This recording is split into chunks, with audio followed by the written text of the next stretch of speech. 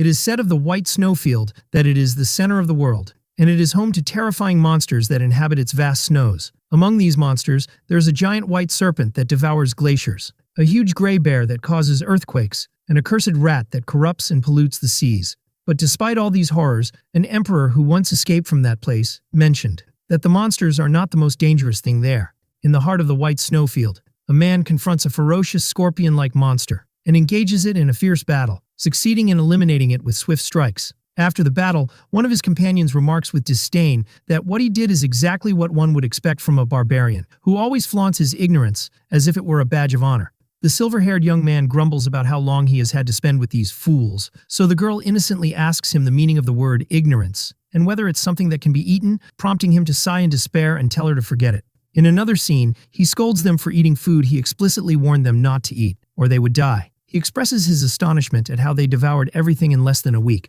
to which the girl and the bald man respond by considering what they did an admirable challenge, taking his words as a form of praise. Suddenly, the bald man named Greta falls ill, then collapses unconscious, and the girl frantically tries to wake him up, screaming. Amidst this chaos, the hero thinks to himself that this situation was never what he had wished for. His memories take him back to the past, where he longed to go to a fantasy world full of wonders and magic. To achieve his dream, he quit his job and embarked on an epic journey, where he climbed the highest mountain on Earth, reached its core, and traveled to the southernmost point of the planet. But of course nothing happened. He prayed every night, realizing that reality was far from fantasy, wishing to wake up in the heart of a fantasy world. And one day his prayers were answered. The scene shifts back to the past, where a man is shivering from the bitter cold. His companion advises him to wrap himself in more fur if he doesn't want to freeze to death. It turns out they are part of a group of mercenaries led by a captain, tasked with crossing the white snowfield. One of the men complains that this mission is suicidal no matter how tempting the reward, describing the idea of crossing this place as pure madness.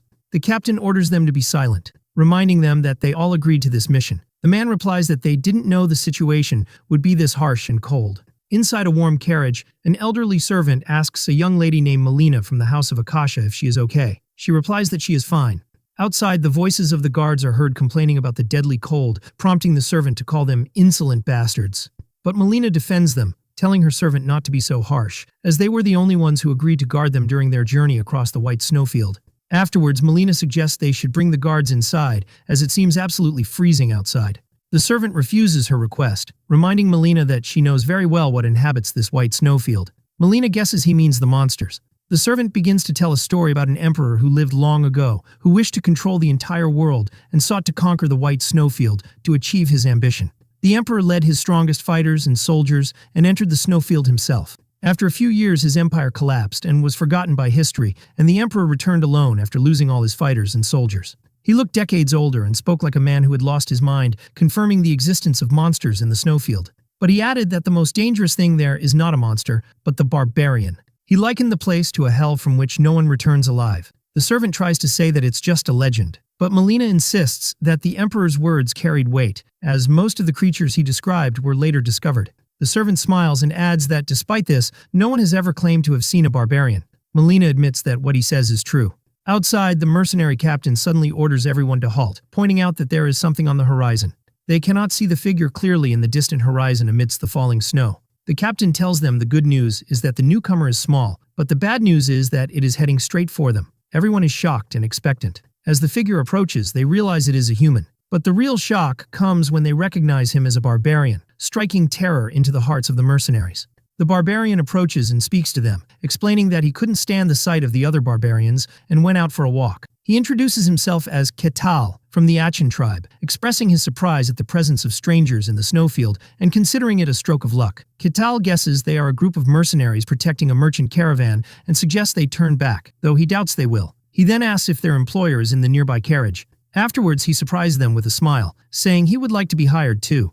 The mercenaries are stunned and ask in confusion what he means. Ketal clarifies his offer. He will help them cross the snowfield. The mercenaries are suspicious, wondering why a legendary barbarian would ask for work, if that's all he wants, and one wonders if this means he isn't hostile. Ketal responds to their unspoken doubts, saying that if he were hostile, they would all be dead by now. One of the mercenaries hesitantly asks his captain for his decision. Inside the carriage, the servant and Melina overhear the conversation. The captain tells Melina that the barbarian is asking to be hired as a mercenary, then asks for her decision. When the servant asks the mercenary captain for his opinion on the outcome of a fight, should one occur, the captain strongly advises against it. Upon hearing this, Melina makes her decision and tells the captain to inform the Barbarian that they accept his offer. The captain affirms his respect for her decision and goes to inform the Barbarian of their agreement. Kital expresses his pleasure at hearing the great news. Suddenly, Kital heads directly for the carriage, to the captain's surprise and horror. Kital tells him there is no need to be afraid. They are just employees, and he needs to speak with the employer directly. The captain warns him that he will not hesitate to deal with him if he tries anything suspicious. Kital remains silent, while one of the mercenaries anxiously asks the captain if it's really right to let him meet her. Another mercenary wonders why they don't try to stop him as guards, to which his companion scoffs that the idea of stopping him is a ridiculous joke. Inside, the servant panics as Melina prepares to go out, but she asks him to remain calm. Kital's voice is heard from outside, asking if he can come in, which shocks Melina. After composing herself, she grants him entry. Inside the carriage, Kital tells the servant he hopes he has calmed down, assuring him he has no intention of harming them. It runs through Melina's mind that the legendary Barbarian is standing right in front of her. She greets him nervously, and Kital calmly returns the greeting. Kital comments on the warmth of the carriage, noting that it's difficult to maintain this level of warmth in a snowfield. Melina explains that the warmth comes from magic, and Kital seems satisfied as if he had expected that from this world. Kital gets to the point, explaining that the place is dangerous, and their chances of survival with the current mercenaries are very slim, so he will take over their protection. But he adds that he has one condition, so Melina asks him what he wants. Kital reveals his condition: knowledge from outside the snowfield, specifically the information she possesses. Melina inquires about his request, and Kital assures her she will lose nothing. Melina realizes she has no other choice and agrees. Kital is pleased with her agreement and asks for her name. She introduces herself as Melina from the House of Akasha. He in turn introduces himself as Kital, expressing his pleasure in working with her. The narrative shifts to Kital's inner thoughts, who had longed for a fantasy world, only to wake up one day as a barbarian in a snowfield, with no time to understand why. He remembers that all that existed there was the biting cold and endless powerful monsters, and that he led a tribe, struggled for survival, and endured it all in despair. For countless years, he continuously tried to get out of that miserable snowfield, but an unknown power, appearing as an incomplete quest, prevented him from leaving, as he could only depart after completing it. And just as he was about to give up, people from the outside world would sometimes appear, although he never understood why they would willingly come to such a terrible place. Kital realized that the world outside this miserable snowfield is the world of fantasy and magic he had always longed for. From that moment on, he began to work diligently not just for survival, but for the goal of getting out. He remembers how he crushed monsters and completed the quests given to him one after another, driven by the single thought that he would one day get out. Since he cannot leave this place, the information he gets from outsiders is extremely precious to him. But most of the humans he had met so far either panicked and tried to fight him or went mad. He reflects on how much time has passed since he had a conversation with a civilized person, feeling that talking with Melina is like a healing for his mind after being surrounded by uneducated barbarians.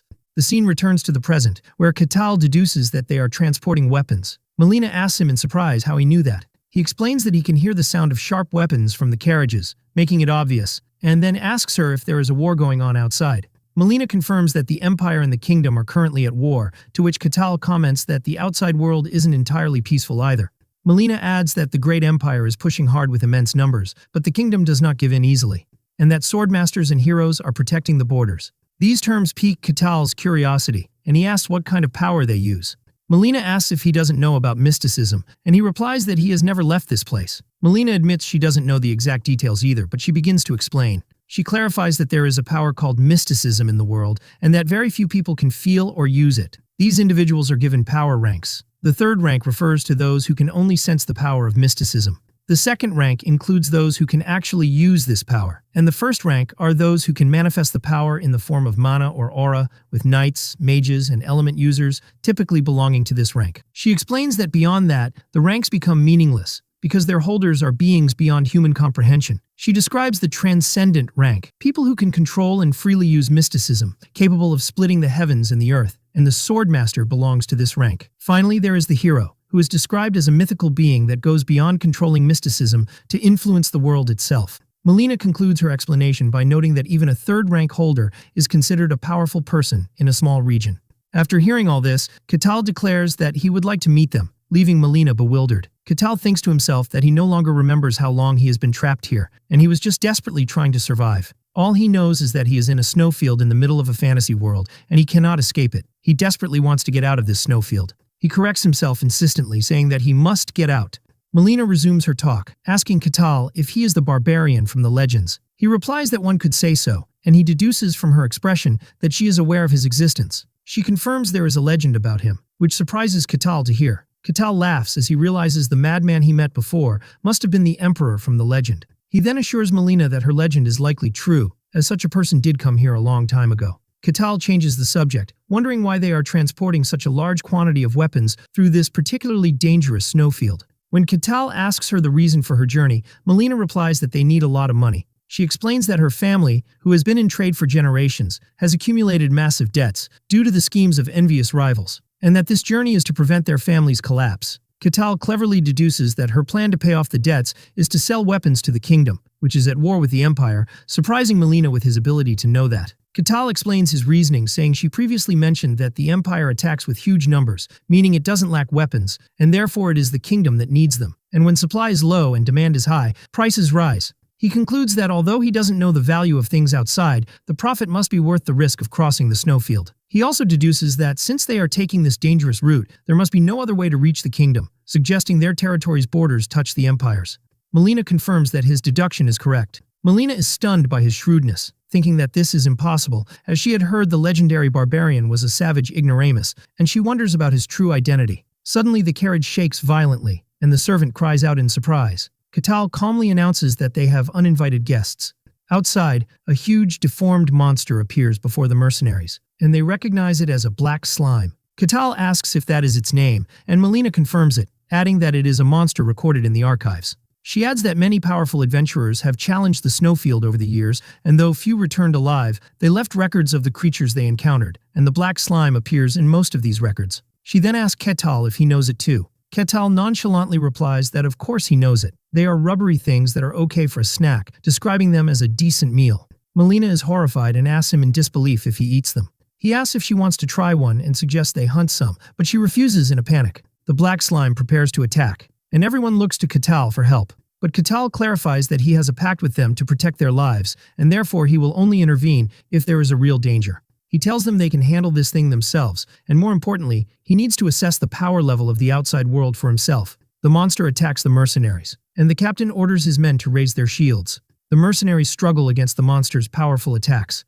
One of them jumps and tries to finish the monster, but he is thrown away like an insect, causing him to curse the monster's strength. The captain remembers an important piece of information and shouts the attack pattern, explaining that the black slime can only move in straight lines, and orders his men to disperse and coordinate their attacks. His men immediately respond to the order, confirming their understanding of the new plan. The mercenaries execute the captain's plan precisely, dodging the black slime's attacks and delivering their blows simultaneously. The monster screams in pain under the weight of their coordinated attacks. As they continue to stab relentlessly, the captain urges them to keep up the attack without stopping. When the captain realizes that normal attacks are useless, he orders his men to target the nucleus hidden somewhere inside the monster. The captain himself delivers a powerful blow with his glowing sword downwards, cutting through the slime's body. The monster's red nucleus shatters, and its body begins to melt. The mercenaries celebrate their victory, panting, and express their disbelief that they actually succeeded in defeating it. But their celebration is short-lived, as another monster, a giant white wolf, suddenly appears. The mercenaries immediately engage the new threats, with one shouting for them to aim for the neck. Then one of them pounces directly on the wolf. After the battle, one of the mercenaries comments with some arrogance that the white snowfield isn't that dangerous, and that the rumors were probably exaggerated. But the captain warns him not to be complacent, reminding them that they are not even halfway through. The conversation shifts to Katal, with one mercenary wondering if the barbarian is truly strong, pointing out that he is just part of the emperor's legend and hasn't fought yet. Another adds that Katal, supposedly at the bottom of the food chain here, is relying on them for protection, and suggests they should check his strength. Inside the carriage, silence reigns between Melina and Katal. A mercenary approaches the carriage and asks to speak with Melina. He reminds her that they are mercenaries risking their lives to carry out this mission under their contract with her. Melina expresses her deep gratitude for them accepting this dangerous mission that everyone else fled from just by hearing its details, and that without them, she wouldn't have even been able to try. But the mercenary clarifies that there is one thing bothering him. The barbarian hasn't fought even once. They tell her they wish to confirm if the barbarian truly deserves the special treatment he is receiving. The captain claims he tried to stop them, but they didn't listen. Katal, who was listening, intervenes, saying he doesn't mind testing his strength, but not now. He explains that they have other visitors who came before them. A new ominous voice echoes, expressing its delight at the arrival of weak humans and describing them as a delicacy. Everyone is shocked at the appearance of this new threat. A huge, terrifying white serpent appears, telling them to scream and suffer as they please, as it will add flavor to its meal. The serpent's overwhelming presence causes Melina and the mercenaries to scream in pain. Catal steps forward and orders the serpent to stop, declaring that these are his guests, and commands it to go back. The serpent asks Catal why he is there, reminding him of the Snowfield's rules that prohibit leaving the tribe's territory. Catal replies that it's none of its business, which angers the serpent, telling him not to be ridiculous. The serpent announces its identity as a serpent, wondering how a barbarian dares to give orders to it, the one promised immortality. Catal sarcastically replies that it then needs to be disciplined, and launches himself at it in a fierce attack. The clash results in a massive explosion of energy, creating a powerful shockwave. Melina screams from the intensity of the blast and its impact. Catal stands over the defeated serpent, saying it's the type that only listens after getting a good beating. Melina watches the scene in awe, and Catal reassures her that he will finish it quickly. Catal unleashes a final devastating attack, annihilating the serpent in a flash of brilliant light. After what happened, the mercenaries who had doubted Catal's power beg for forgiveness, to which he replies that it's okay because he understands it's not easy to trust a stranger. Catal tells Melina he has a question. He notes that, from her clothes and way of speaking, she doesn't seem like just a simple representative of her family, and asks her why she personally undertook this dangerous journey. After some hesitation, Melina reveals she is the first daughter of Velika, a concubine or second wife to Lord Kasakakasha. She explains that her mother, who came for a political marriage, was used and abandoned, a miserable mother with no real power. Melina confesses that she and her mother are considered family in name only, but in reality they are treated like servants, then regrets revealing so much. She confirms that she volunteered for this dangerous journey, adding that someone had to set an example. Catal tells her he understands, describing her as very smart, greedy, and highly ambitious. Suddenly, the exit of the snowfield appears before them. The mercenaries are surprised by the scene before them, seeing green grass, heralding the end of their journey in the snow. Melina thanks Catal, and he tells her they can return through the Empire, as it will be easy after selling the weapons. Melina asks him what he meant by describing her as smart and ambitious. Catal confirms that his words meant exactly what he said. He begins to explain his deduction, saying that her once highly respected family is now in great turmoil due to a lack of funds. He adds that although she is the daughter of a concubine, if she personally takes action and carves a path to salvation, while the family is on the verge of collapse. He asks, in that case, who will the people trust and follow? He concludes that her true goal is to seize real power in the family. He then asks if he is mistaken, and Melina admits his answer is perfect. Catal comments that it's a common story for a concubine's child to take on a dangerous challenge to inherit the family. Melina thinks to herself that this barbarian is intelligent, not like the half-baked intellectuals she has met, and imagines what it would be like if his power, which defeated the white serpent without a scratch, became hers. Accordingly, she offers Catal to come with her if he ever considers leaving the snowfield. Catal declines her offer for now, explaining that he still has some matters to attend to. So, Melina offers him a piece of her jewelry. She tells him that if he ever gets out and looks for the Akasha family, he should show them this piece. Catal gladly accepts the gift. They exchange farewells, with Melina thanking him and praying they will meet again. Catal watches their carriage as it drives away. 5 years later, in the white snowfield, a message appears stating that Catal has completed quest number 1784 and that all conditions have been met. Another message appears telling him he can leave the snowfield, and he begins to cross through a shimmering barrier. Catal thinks that this is finally his first step into the fantasy world he has always wanted. He enjoys the smells of grass, animals, and the river, scents he would never have experienced in the snowfield. He expresses his happiness with these new smells, feeling completely satisfied. He shouts at the distant snowfield, vowing never to return to it.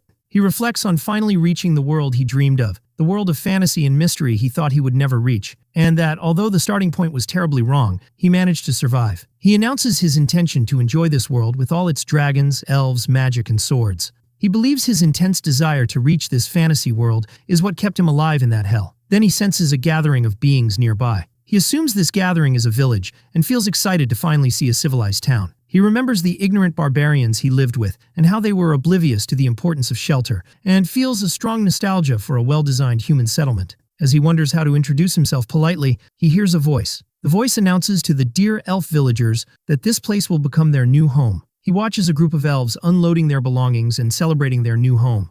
A young elf anxiously asks an elder if the place is truly safe, and the elder assures him it is. But the young man is still worried, even though the area is remote and inaccessible to humans. He expresses his concern about the proximity of the snowfield, and the elder understands he fears the appearance of monsters. The elder reassures him, saying that nothing has come out of the snowfield for thousands of years, and that they have also set up a barrier as a precaution. He explains that they have placed a magical concealment barrier based on ancient elven magic, making the place look like an ordinary forest, and that as long as the barrier remains, no outsider can reach them. He adds that even if monsters came, they have Her Majesty the Queen, whom even the monsters of the snowfield cannot touch. At that very moment, Katal feels he has torn something as he walks, wondering if there was something in this place, unaware that he has just breached the barrier. As Katal walks through the forest, he wonders how much farther he has to go. Suddenly, he comes across a lost little elf girl. He is overjoyed to see a real elf, one of the fantasy races he had always imagined, and feels that his survival so far has been worthwhile. The little girl was crying and scared. Having realized she had wandered too far and lost her way, Katal approaches her and says hello. But the girl panics at his appearance and faints. So Katal catches her. He is puzzled about what to do after she fainted before they could talk, and decides to take her back to her village. He remembers that elves in legends are a peaceful and benevolent race, and hopes that if he returns the child, they will welcome him kindly, and he will experience their hospitality. He was greatly looking forward to this experience. When he arrives at the village carrying the child, a woman, presumably her mother, screams in terror for her child, shocked by the presence of a human there. The elves react aggressively, asking him who he is and how he managed to penetrate their barrier. Katal realizes things are not going as he expected.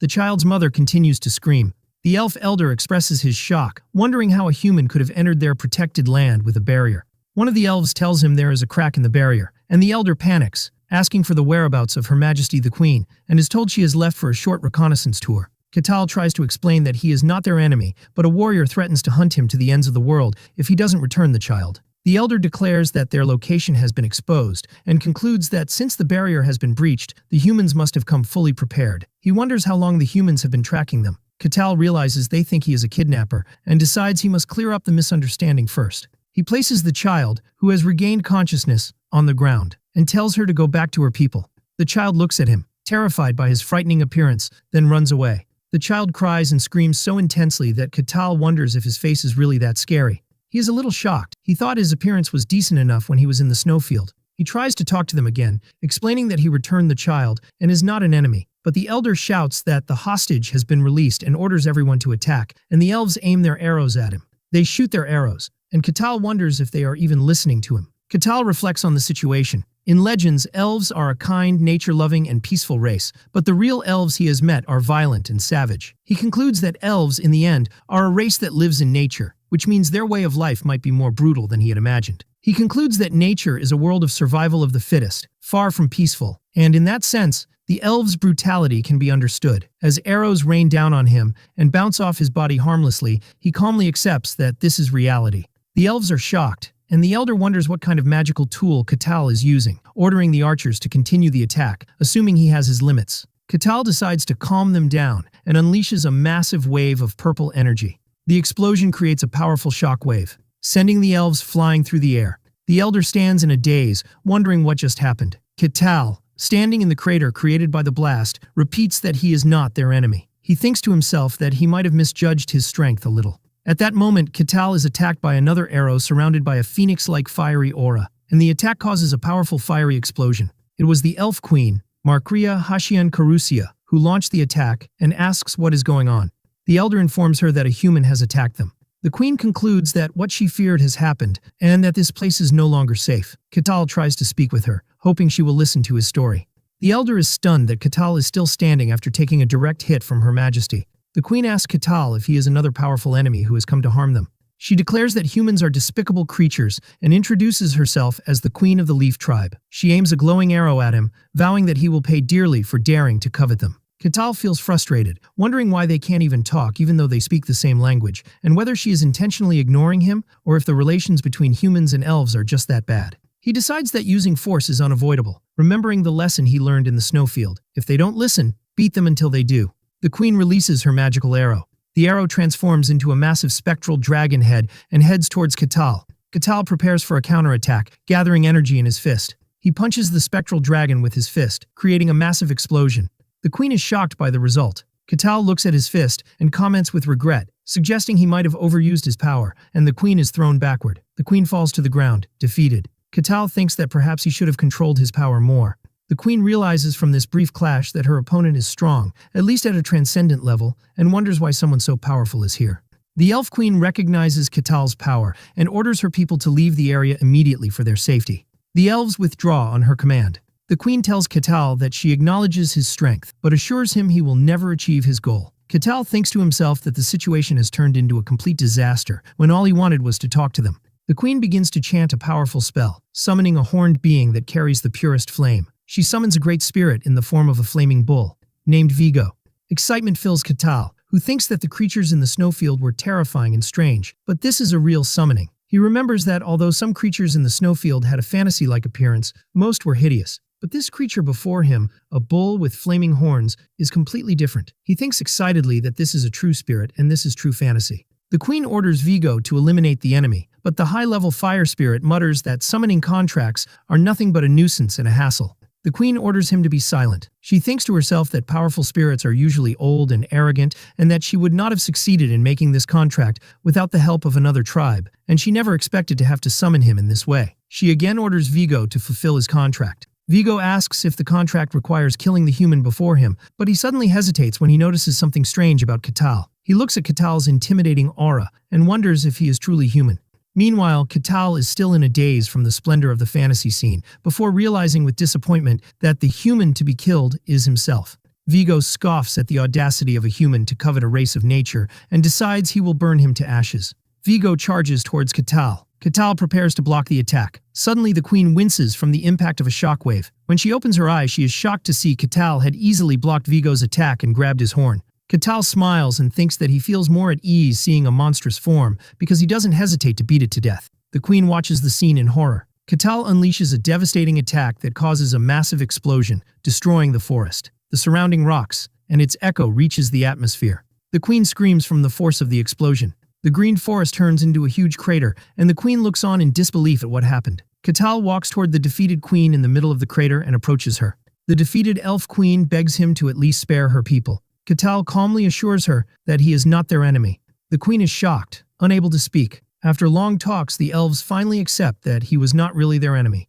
The queen offers a formal apology to Katal, admitting that they were too quick to judge him. She feels deep regret, realizing how rude they were when they mistook the person who returned the lost child for an enemy. Katal tells her he understands their position, especially since they were driven from their homes by humans, but he admits he was saddened that no one listened to him. The queen confirms with him again that he was not one of the humans chasing them, and Katal explains that this is the first time he has seen an elf, as there are none in the white snowfield. The queen is shocked at the mention of the snowfield and recognizes him as the Ashen Barbarian, and Katal confirms that this is the name strangers call him. The queen expresses her disbelief, having thought it was impossible for humans to survive there. She asks him worriedly if his coming from there means that others can come too. Katal answers that he doesn't know for sure, but he doesn't think anyone else will get out the same way he did. He explains that there are rules in the snowfield that not even powerful beings like dragons can break, and that for some reason, he was the only one able to escape through something called a quest, believing his case is a rare exception.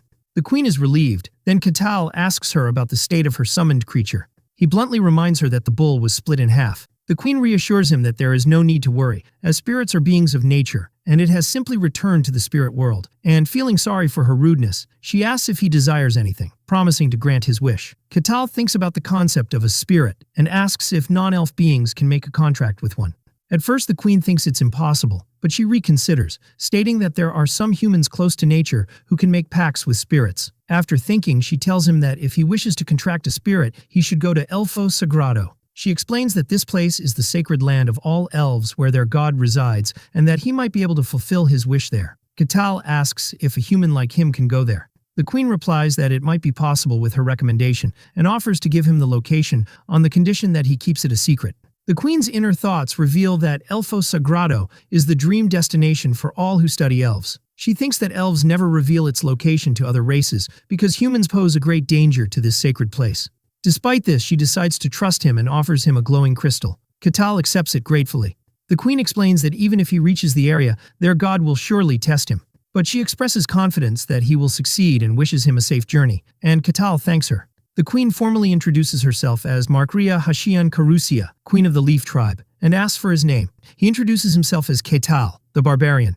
After some time has passed, Katal speeds through the forest. At the border of the Barkon territory in the kingdom of Gehenthra, the guards panic due to a thunderous noise and an immense power approaching them. The guard captain orders the bell to be rung, and all guards to assemble immediately. Katal suddenly arrives, his powerful landing causing a tremor that kicks up dust and debris. The guard captain is shocked by his sudden appearance. Ketal greets them and asks if they are the guards. The guards are bewildered and cautious. They wonder if he is the source of the noise and whether he is an enemy. One of the guards notices Ketal's gray hair and the scar on his chest, and realizes with a shock that he might be the legendary Ashen Barbarian. As Ketal approaches them, the guards raise their weapons and warn him not to come any closer, or they will attack. Ketal calmly tells them he is not their enemy and hopes they will calm down. One of the guards nervously asks him what he wants from them. Ketal points his finger in a certain direction, and the guard asks him what he means by pointing to the city gate. Ketal expresses his desire to visit their territory, and the guards are shocked by what he said. The scene shifts to a room, where the guard captain asks Ketal if his purpose is merely to pass through. Ketal replies that he would like to stay for a while if possible, but he doesn't know for how long. The captain asks for his name, and he replies, Ketal. When the captain asks for any proof of identity or someone who can confirm his identity, Ketal says he has nothing of the sort. Ketal remembers the crest Melina gave him, recalling her words to show it to the Akasha family if he ever got out of the snowfield. He presents the crest and asks if this is sufficient. Ketal explains that it is the crest of the Akasha family, and he received it from a descendant of that lineage. The captain recognized the name as the Merchant family from the Kingdom of Dinian.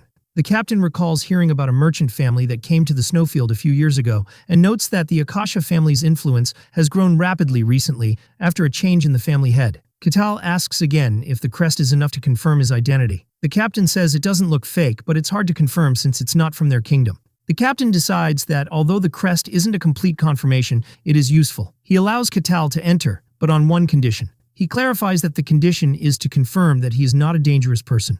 The captain explains that there are 3 other people with unconfirmed identities also trying to enter the territory. The condition is that Ketal must form a team with them, and they must clear a nearby dungeon to prove they pose no threat. Ketal finds this condition easier than he expected. Ketal agrees to the captain's condition, but the captain adds another one.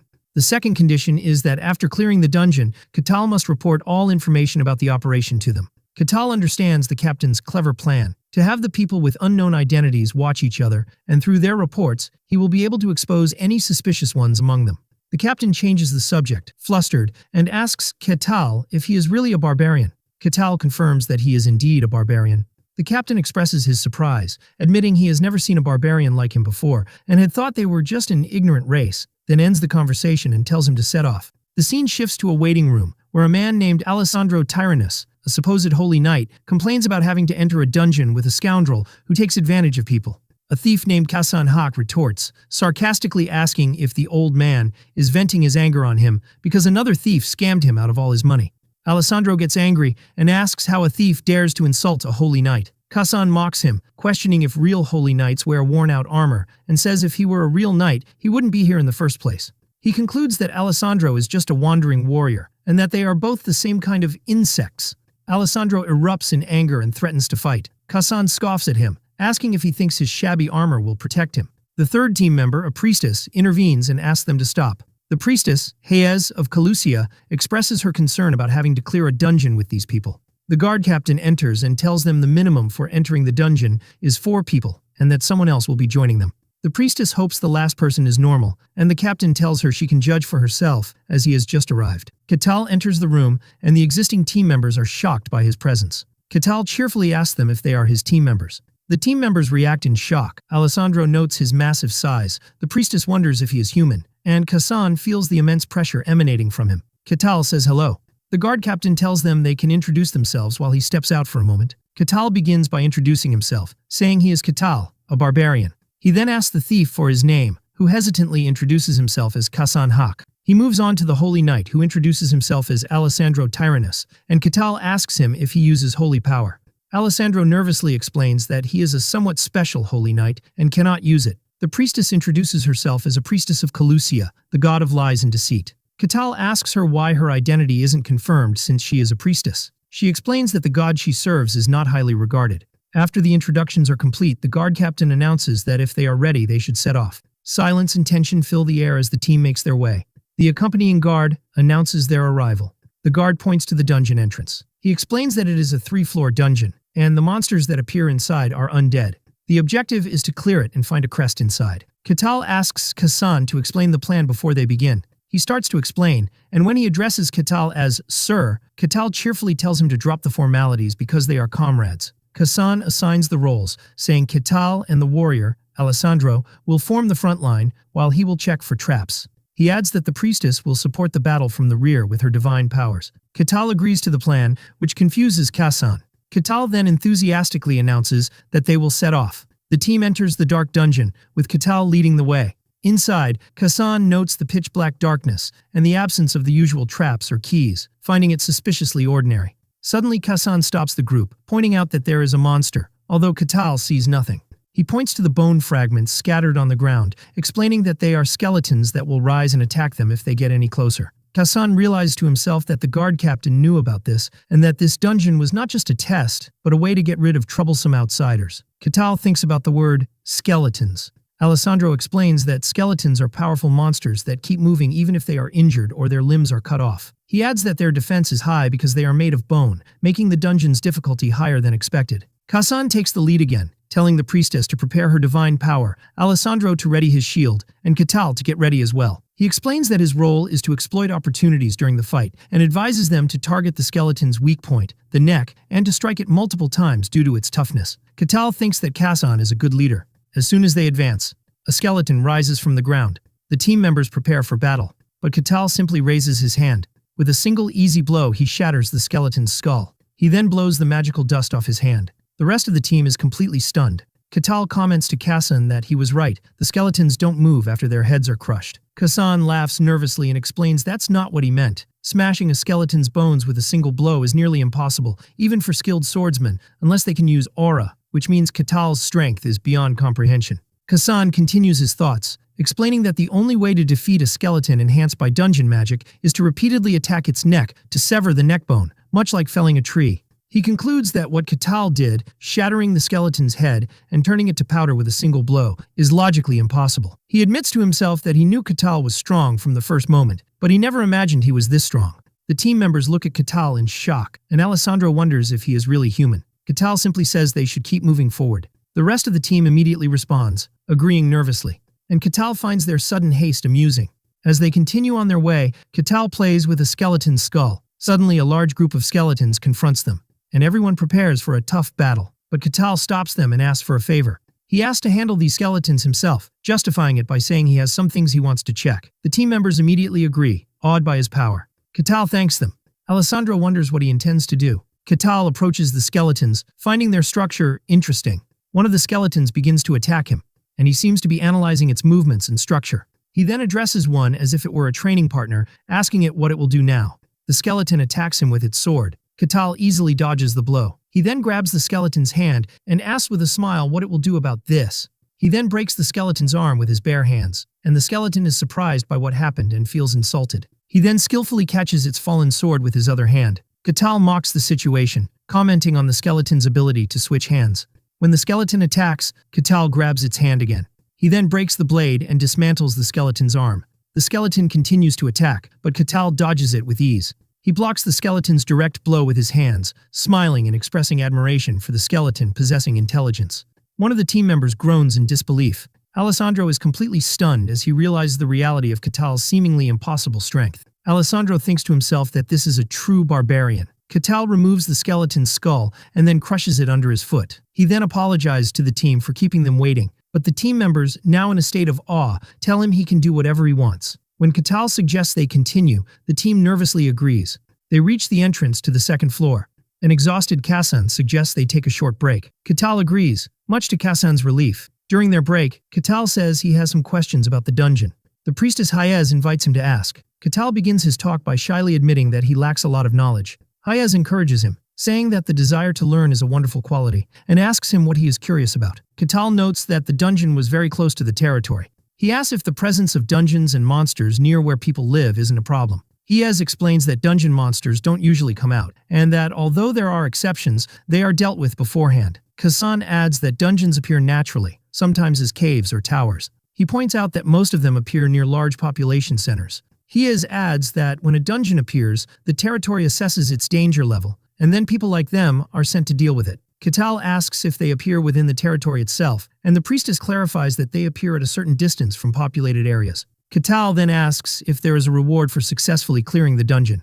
Hayez confirms this, explaining that there is usually a boss on the top floor, and defeating it grants various rewards, and that the rewards in a dungeon of this level would be very good. Katal smiles and thinks that it's like a game, and when Hayez asks him, he claims he was talking to himself. He asks one last question: who makes these dungeons? The team is taken aback by the question, and Hayez answers that they appear naturally and no one makes them. Katal finds this strange, pointing out that they appear near population centers, as if they were made to be explored. He continues his analysis, saying that they appear near where people live and lure them with rewards. He concludes that it seems too artificial to be a natural phenomenon. Hayez is astonished, realizing the truth in his words. She admits that she never thought about it before because it seemed self-evident. Kasan thinks to himself that he never questioned it because it was an accepted principle in fact, and wonders how this barbarian could question such a truth. He concludes his thoughts by stating that barbarians are an ignorant and savage race, cruel and merciless beings, and that this fact has not changed. Kasan continues to think to himself, wondering if this barbarian is really normal. Katal gets the team's attention, asking them if they have rested enough. The team members nervously confirm that they have. Katal cheerfully tells them they should set off again.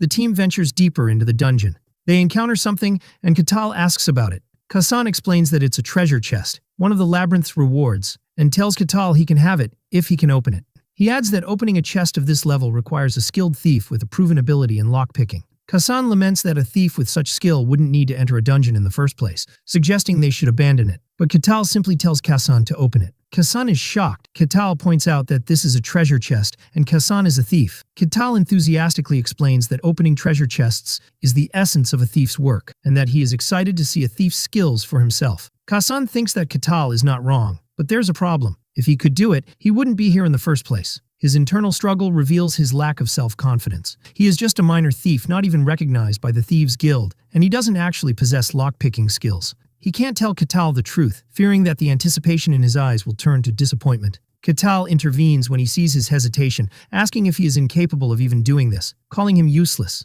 Driven by fear, Kasan agrees to try. As he works, he feels Katal's piercing gaze from behind him, thinking in terror that he won't survive if he fails. He desperately tries to remember the skills he saw another thief use when he was working as his porter. He puts his life on the line and focuses with all his might. Katal looks at him, puzzled by this intense effort. With a click, Kasan succeeds, announcing with tears in his eyes that the chest is open. Hayez expresses her genuine admiration, saying it's amazing, and that she never expected to see a skilled thief open a treasure chest herself. Katal congratulates him on his impressive work. Kasan goes through a moment of existential crisis. He had always prided himself on doing his best to survive, but at this moment, he questions this belief for the first time in his life, wondering if he has truly been doing his best all this time, and with that, Kasan loses his pride. Katal asks about the value of the treasure, and Kasan estimates it's enough for an average family to live comfortably for about a month. Katal asks Kasan to organize the rewards. As Kasan begins to sort the treasure, he suddenly screams in terror. The team cautiously advances and continues on their way. They find another skeleton lying on the ground, and Katal tells them to wait. Katal notices 4 skulls, deduces there are 4 skeletons in total, and announces that he will take care of 3 of them. The team is stunned. Katal tells them with a smile that he will leave the last skeleton for them. Kasan realizes this is a real fight and a test for them, and the rest of the team understands the situation and agrees. The skeletons begin to assemble themselves from a pile of bones, a sight Kasan finds terrifying. The 4 skeletons rise to face them. Kasan orders everyone to engage, and the priestess Hayez begins to chant her prayer. The skeletons rush towards them. As one leaps towards Kasan, Katal grabs the rest of the skeletons, telling them not to spoil this rare scene. A skeleton attacks Alessandro, who blocks it with his shield. Alessandro dodges the attack, and Kasan jumps in to attack the same skeleton. Hayez casts the Shadow of Illusion spell, which hits the skeleton and makes it stagger. Katal watches and laughs, commenting that it's rare to see a textbook example of organized party combat. He eliminates the 3 skeletons in his hands and then says he can now enjoy the show. Kasan continues to try and attack the skeleton. The team members realize that Katal is testing them. The last skeleton, left for the team, seems confused after its comrades disappeared. Kasan thinks to himself that if they show weakness, they will die. After the battle ends, the team appears extremely exhausted. Katal thinks that those who came to the snowfield were all strong. The team advances, and although the monsters on the 3rd floor were also skeletons, thanks to Katal's leadership, they progressed without much difficulty, until they finally reach their destination. They arrive at the deepest room of the dungeon. There, they find the dungeon boss, a skeletal knight sitting on a throne. Hayez is shocked, wondering why such a being is here. Katal asks if this monster is different from the others, and Hayez confirms that it is very strong. She explains that the skeletal knight is an opponent that can only be faced by those at the knight level, and this monster is beyond their ability to handle, then asks what would happen if they decided to turn back. Kasan explains that in that case, the territory would conduct an investigation, and if they found the decision was reasonable, the matter would usually be resolved without issues. Katal describes the team's decision to withdraw as reasonable. The skeletal knight sitting on its throne radiates an ominous energy. Katal approaches it, admiring that it's a skeleton that can maintain its own form. The skeletal knight rises from its throne and draws its sword. He warns of its danger. She tries to block the blow it unleashed with a shield, but it shatters, so Alessandro intervenes to block the blow with his shield. The shockwave knocks the team members back, but Katal remains standing, unaffected. Alessandro expresses his disbelief at the power of that single attack. The skeletal knight rushes towards Katal. Katal calmly watches its approach. With a single blow, he completely obliterates it, and the skeletal knight shatters entirely. The rest of the team is completely stunned. Katal dusts off his hands and simply asks if that's all. A new treasure chest appears, and Katal calls out to Kasan. He asks if he can open it, and Kasan replies in a panic that it's impossible because it's protected by a high-level lock beyond his skills. Katal comments that it's a shame, and Kasan agrees that they should abandon the chest. Katal ignores this and prepares to smash the chest open by force, shocking Kasan. With a powerful blow, Katal shatters the chest and opens it. Katal comments that the reward might be bigger this way and asks Kasan to collect the loot. Kasan thinks to himself that he has never heard of smashing a treasure chest by force and wonders why Katal asked him to open the first chest if he could simply smash it. They exit the dungeon, which begins to disappear. Kasan explains that when a dungeon is fully cleared, it disappears, and he concludes that there was no secret room this time. The concept of a secret room interests Katal, and Kasan tells him they exist but are rare, which Katal finds interesting. The guard captain is waiting for them, shocked at their swift return. The captain asks about the dungeon, and Katal replies that it was very satisfying. The captain tells them he will follow the exit procedures and asks them to accompany him one by one. The priestess is questioned first, and she reports no major problems. The guard captain asks her if she thinks the barbarian can stay in the territory. The guard captain thinks to himself, hesitant about the decision to let the barbarian stay, noting that his ambiguity only shows when he is talked about. He concludes that clearing the dungeon was just a means, and the real goal was to expose dangerous individuals. During Kasan's questioning, he mentions that Katal doesn't seem like the type to cause trouble. Alessandro reports that the barbarian is brutally strong but hasn't harmed anyone, concluding that he is completely different from ordinary barbarians. When Katal is questioned, he praises his team members, commending Kasan for his excellent work in disarming traps and trying to open the chest, Alessandro for holding the front line as a warrior, and he has his prayers that supported them in battle. The captain finds this mutual praise unusual, as strangers forced to work together usually don't end up praising each other. The captain makes his decision and grants them permission to enter, but warns them they will be expelled if they cause any trouble. He then gives them the reward for clearing the dungeon and asks them to divide it among themselves, which impresses Kasan, who notes that guards sometimes seize the reward for themselves. Katal cheerfully announces that the reward should be divided fairly. The other members are confused and refuse their share, saying they are fine without it. But Katal insists that they cleared the dungeon as a team, so the reward must be shared fairly, and he accepts no objections. He then enthusiastically suggests they celebrate by drinking at a nearby tavern. The team nervously agrees, but they are actually terrified and wish they could just go home safely. As the team enters the territory, the captain thinks about the report he will file, focusing on the fact that a barbarian eliminated a skeletal knight in a single blow. He concludes that Katal is no ordinary barbarian, but brutally strong, at least at the knight level, and that he is an anomalous and legendary being. The captain orders one of his subordinates to guard the gate while he goes to report to the lord. The captain enters the throne room to deliver his report. The lord of the Barkan territory, Luke Barkan, asks him about the matter. The captain informs him of the appearance of a barbarian in the territory. When the lord asks if he granted him permission to enter, the captain confirms, explaining that he saw no major problem with him. The lord asks what the problem is then. The captain explains that the problem is that the barbarian is so strong he might pose a problem. The lord asks how strong he is. The captain tells him he eliminated a skeletal knight in a single blow. The lord repeats this information, noting that defeating such a monster requires at least the strength of a knight. He reflects on the nature of barbarians as simple, uneducated beings who solve everything with brute force. He concludes that Katal is at least first rank, and the captain confirms this is the most likely scenario, without ruling out the possibility of him being even stronger. The lord considers that the presence of a warrior this powerful, a barbarian who believes might is right, will cause a headache. He orders him to be summoned. He explains that the mere presence of someone so powerful wandering the territory is a risk in itself, and that he would rather see him for himself despite the potential danger. When the captain expresses concern for the lord's safety, the latter reassures him that he has his own knight. A huge armored knight appears behind the throne, shocking the captain. Lord Barkan asks his knight for his opinion.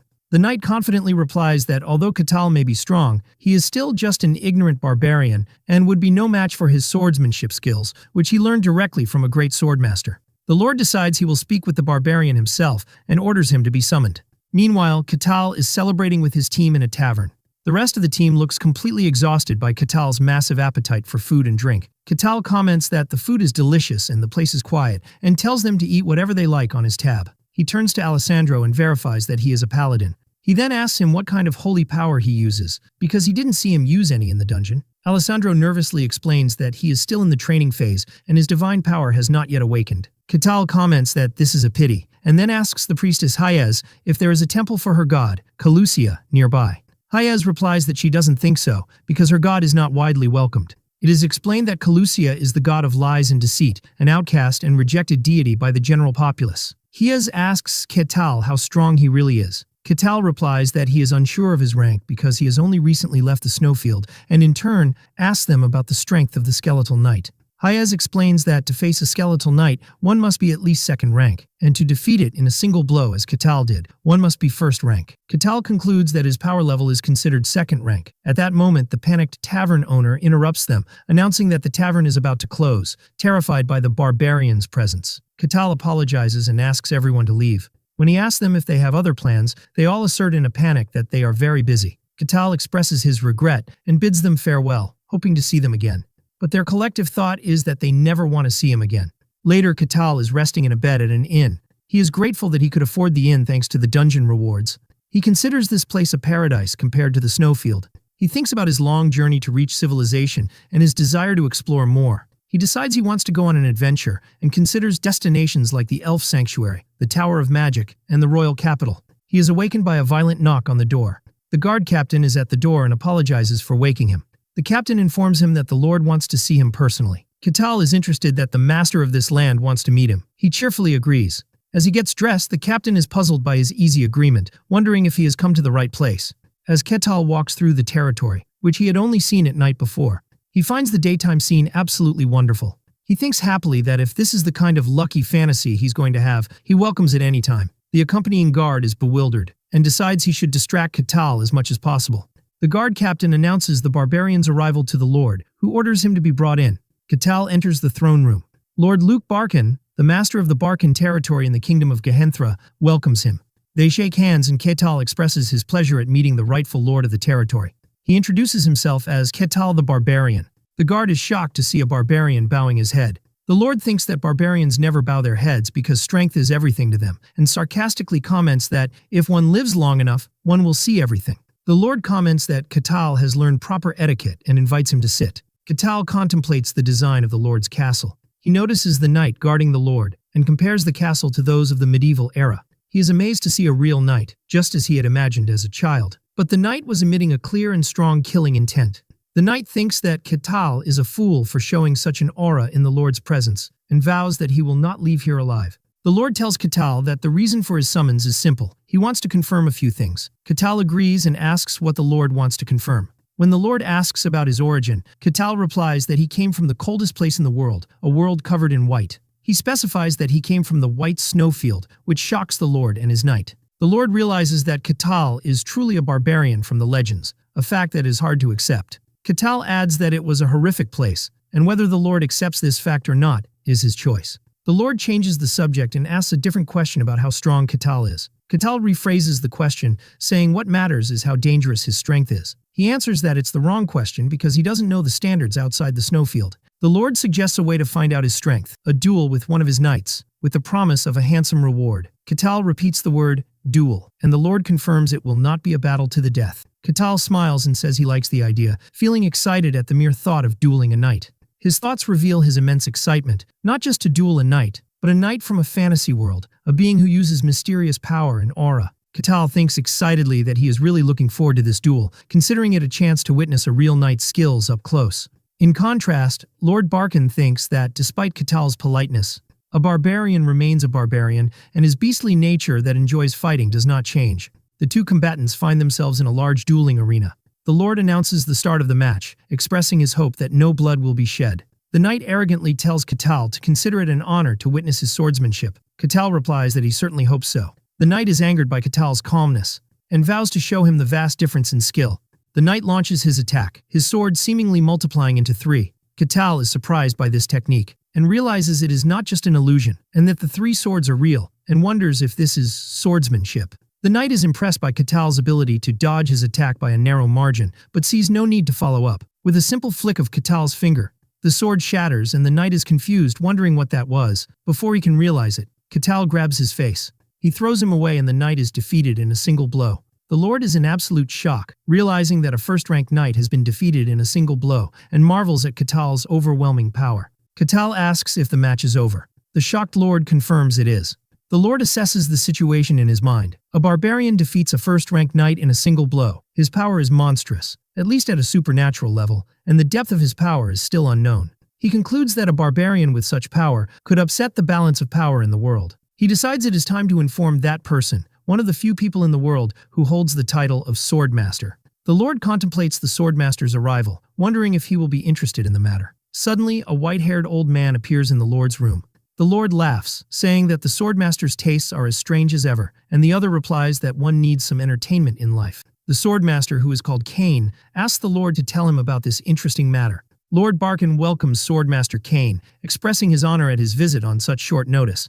Meanwhile, the knight who faced Katal is recovering in his bed. The Lord visits him and asks about his health. The knight apologizes and says he will be fine in a few days. Swordmaster Cain appears and scolds his student, saying he should be apologizing to him for losing to an unknown barbarian. Cain examines his student, noting that he has no injuries. He thinks that he saw his student's armor completely shattered, and given his condition, it would have been normal for him to die, yet his body is intact. Cain wonders if the barbarian deliberately controlled his power. The Lord agrees, adding that Katal is not just a reckless barbarian, but can control his power with amazing precision. Cain concludes that showing such restraint means Katal's power far exceeds the knight's level, and that he is at least at a supernatural level. Cain sinks into deep thought. Lord Barkin asks for his opinion, comparing Katal's strength to his own. Cain confidently replies that despite Katal's strength, he is a sword master, and that even supernatural power cannot reach him.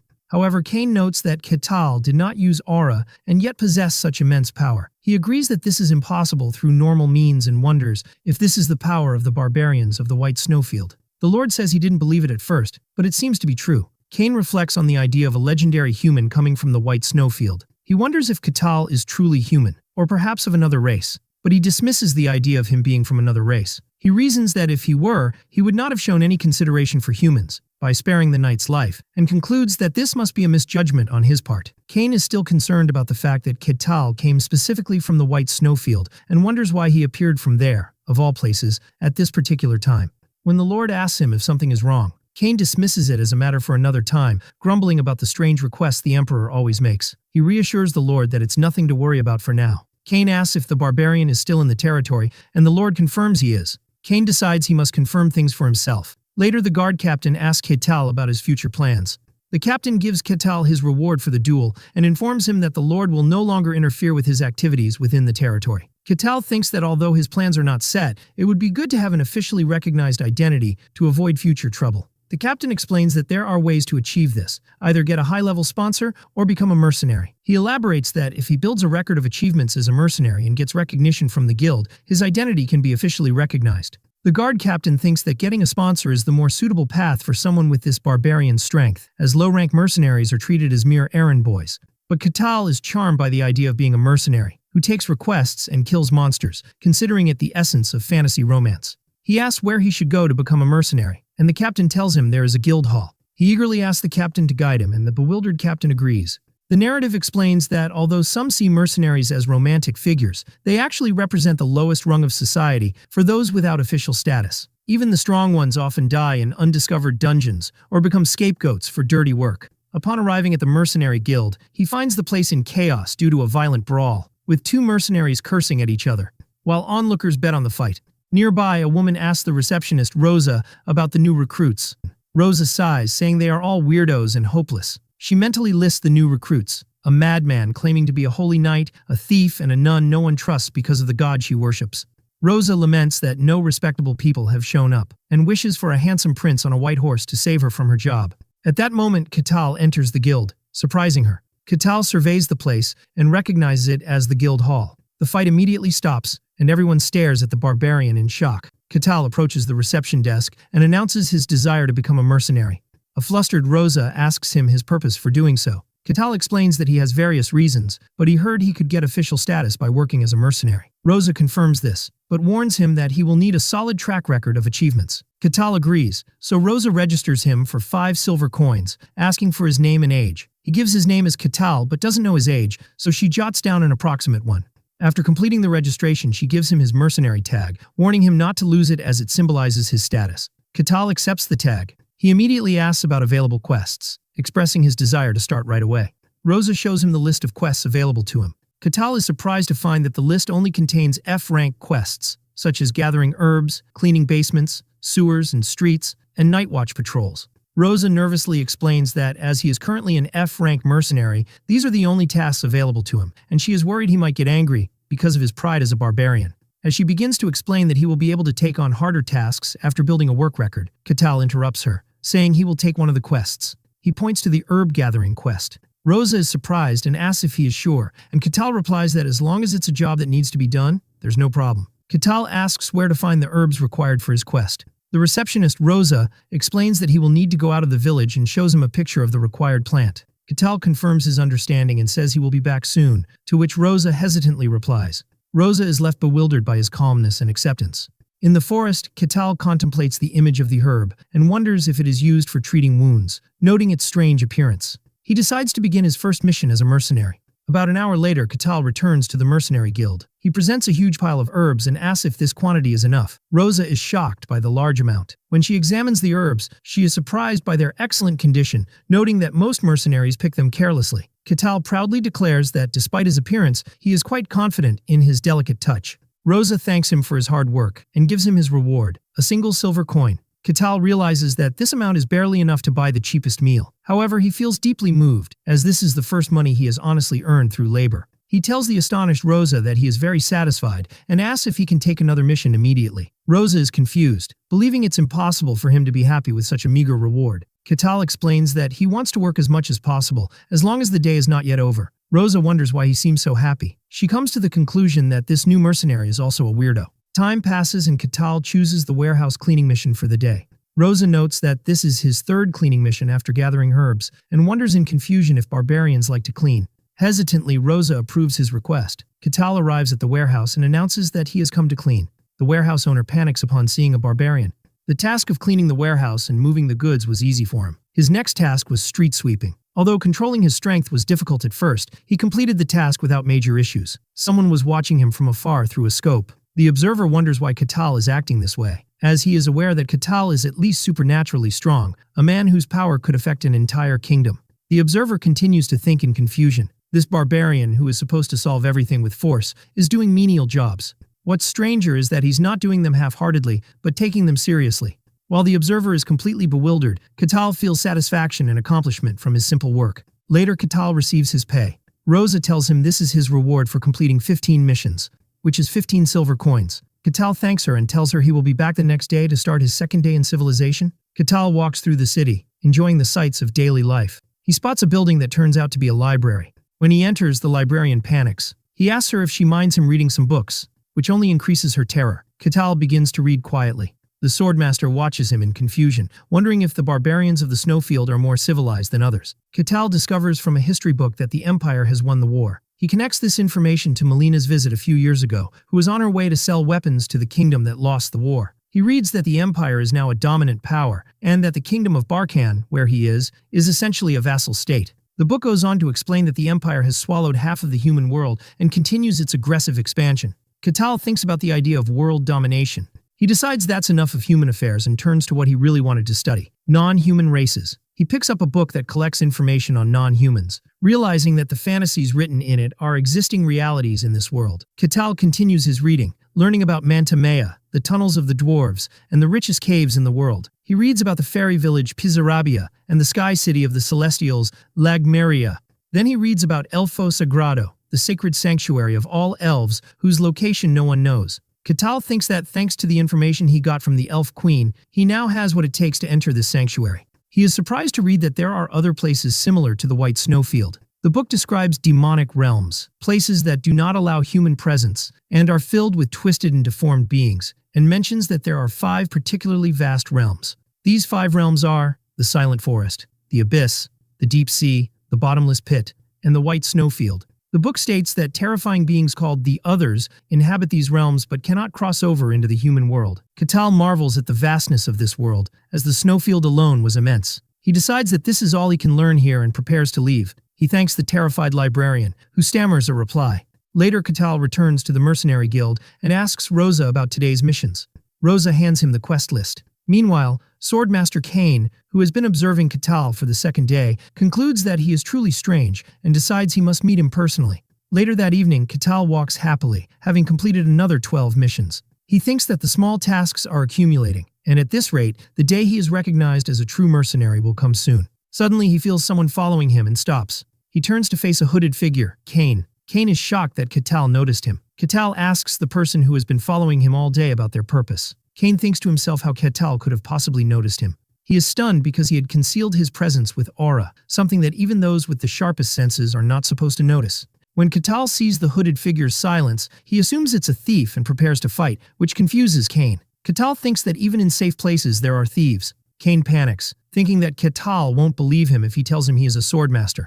In contrast, Catal sees this thief as an opportunity to get a good achievement for his mercenary record. Kane is bewildered by the misunderstanding. He then realizes that this situation could be a good opportunity. Since Catal is mistaking him for a thief, he can use the direct confrontation to learn about his true strength and identity. The confrontation between Catal and Kane begins. Suddenly, Catal disappears from before Kane's eyes. Catal instantly appears behind Kane, who is shocked. Kane realizes that if he had stayed put, Catal would have grabbed him by the neck. Kane uses a burst of energy to quickly move away, and Catal comments on his speed. Kane is shocked, realizing he was almost caught, and even more surprisingly, he felt no flow of aura from Catal. Catal finds it interesting that Kane was able to move so quickly with a purely human body. Kane decides this is no longer a test, and that he will use his full power. Kane attacks, but Catal easily dodges him. Kane is shocked again, because he couldn't react even after expanding his senses. Catal grabs Kane's arm, who feels an immense force as if his whole body is being pulled by force. In pain and unable to match him in strength, Kane decides to release his full power.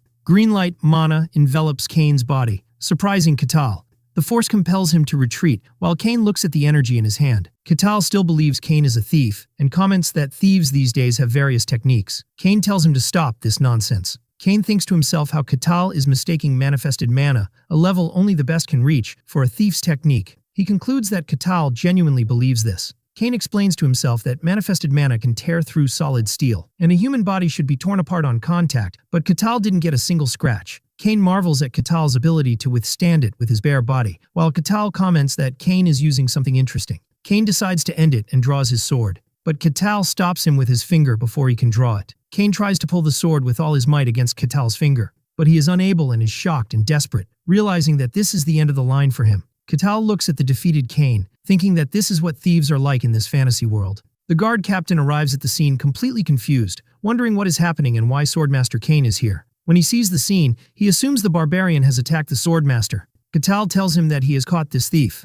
Then, holding the defeated Kane, he asks if turning him over to the guards will count as work experience as a mercenary. The guard captain watches the scene in shock, disbelieving that Swordmaster Kane, someone who has reached the rank of the Transcendent, has been captured in such a humiliating way by the barbarian. The captain tries to explain that Kane is not a thief, while Catal assumes they are acquaintances. The guard pays his respects to Swordmaster Kane, the only swordmaster in the kingdom of Gehenthra. Catal asks in confusion if this thief holds such a great title. He insists that Kane is a thief who attacked him for his silver coins. The captain asserts that this person is the swordmaster and that he couldn't mistake his face, to which Catal replies by asking if he is a magician using a disguise spell. The captain replies that a high-level magician who could do such a thing would be respected just as much as a swordmaster, prompting Catal to wonder if swordmaster is just another name for thieves.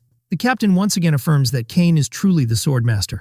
The captain decides he must report this matter to the Lord. The Lord is shocked, wondering if Master Kane has lost. Later, Catal feels regretful, thinking he should have listened to the whole story. Kane also admits fault, saying the blame is on him for not saying anything, and the two sit in an atmosphere of mutual regret. The Lord thinks to himself, disbelieving that Kane was defeated by the barbarian. He concludes that this barbarian is stronger than the swordmaster. He analyzes the situation, noting that although there are different levels among the Transcendent, and Kane might be at the lowest rank among them, the defeat of a swordmaster by a barbarian is unbelievable. This means Catal is an uncontrollable force. The Lord finds the situation exhausting and decides to step aside and let the two talk to clear up the misunderstanding between them. He leaves them to talk quietly. Cain reflects on his complete defeat, feeling humiliated and exhausted. He formally introduces himself as Cain, the Swordmaster. When Kettle asks if Swordmaster is his family name, Cain explains that once one reaches this rank, human titles lose their meaning. Kettle understands and asks if the technique he used was a Swordmaster's technique. Cain displays his aura, and Kettle is impressed, declaring that now that he knows it's a Swordmaster's technique, he finds it wonderful. Cain explains that this is the manifestation of mysticism, also known as aura. Kettle realizes the green energy he saw earlier was aura. He eagerly asks how to use it. Cain explains that mysticism must be controlled and manifested. Kettle asks if mysticism is like mana. Cain clarifies that mysticism is the mysterious energy itself. If you use it as mana, you become a magician, while handling it as aura is what makes a swordsman.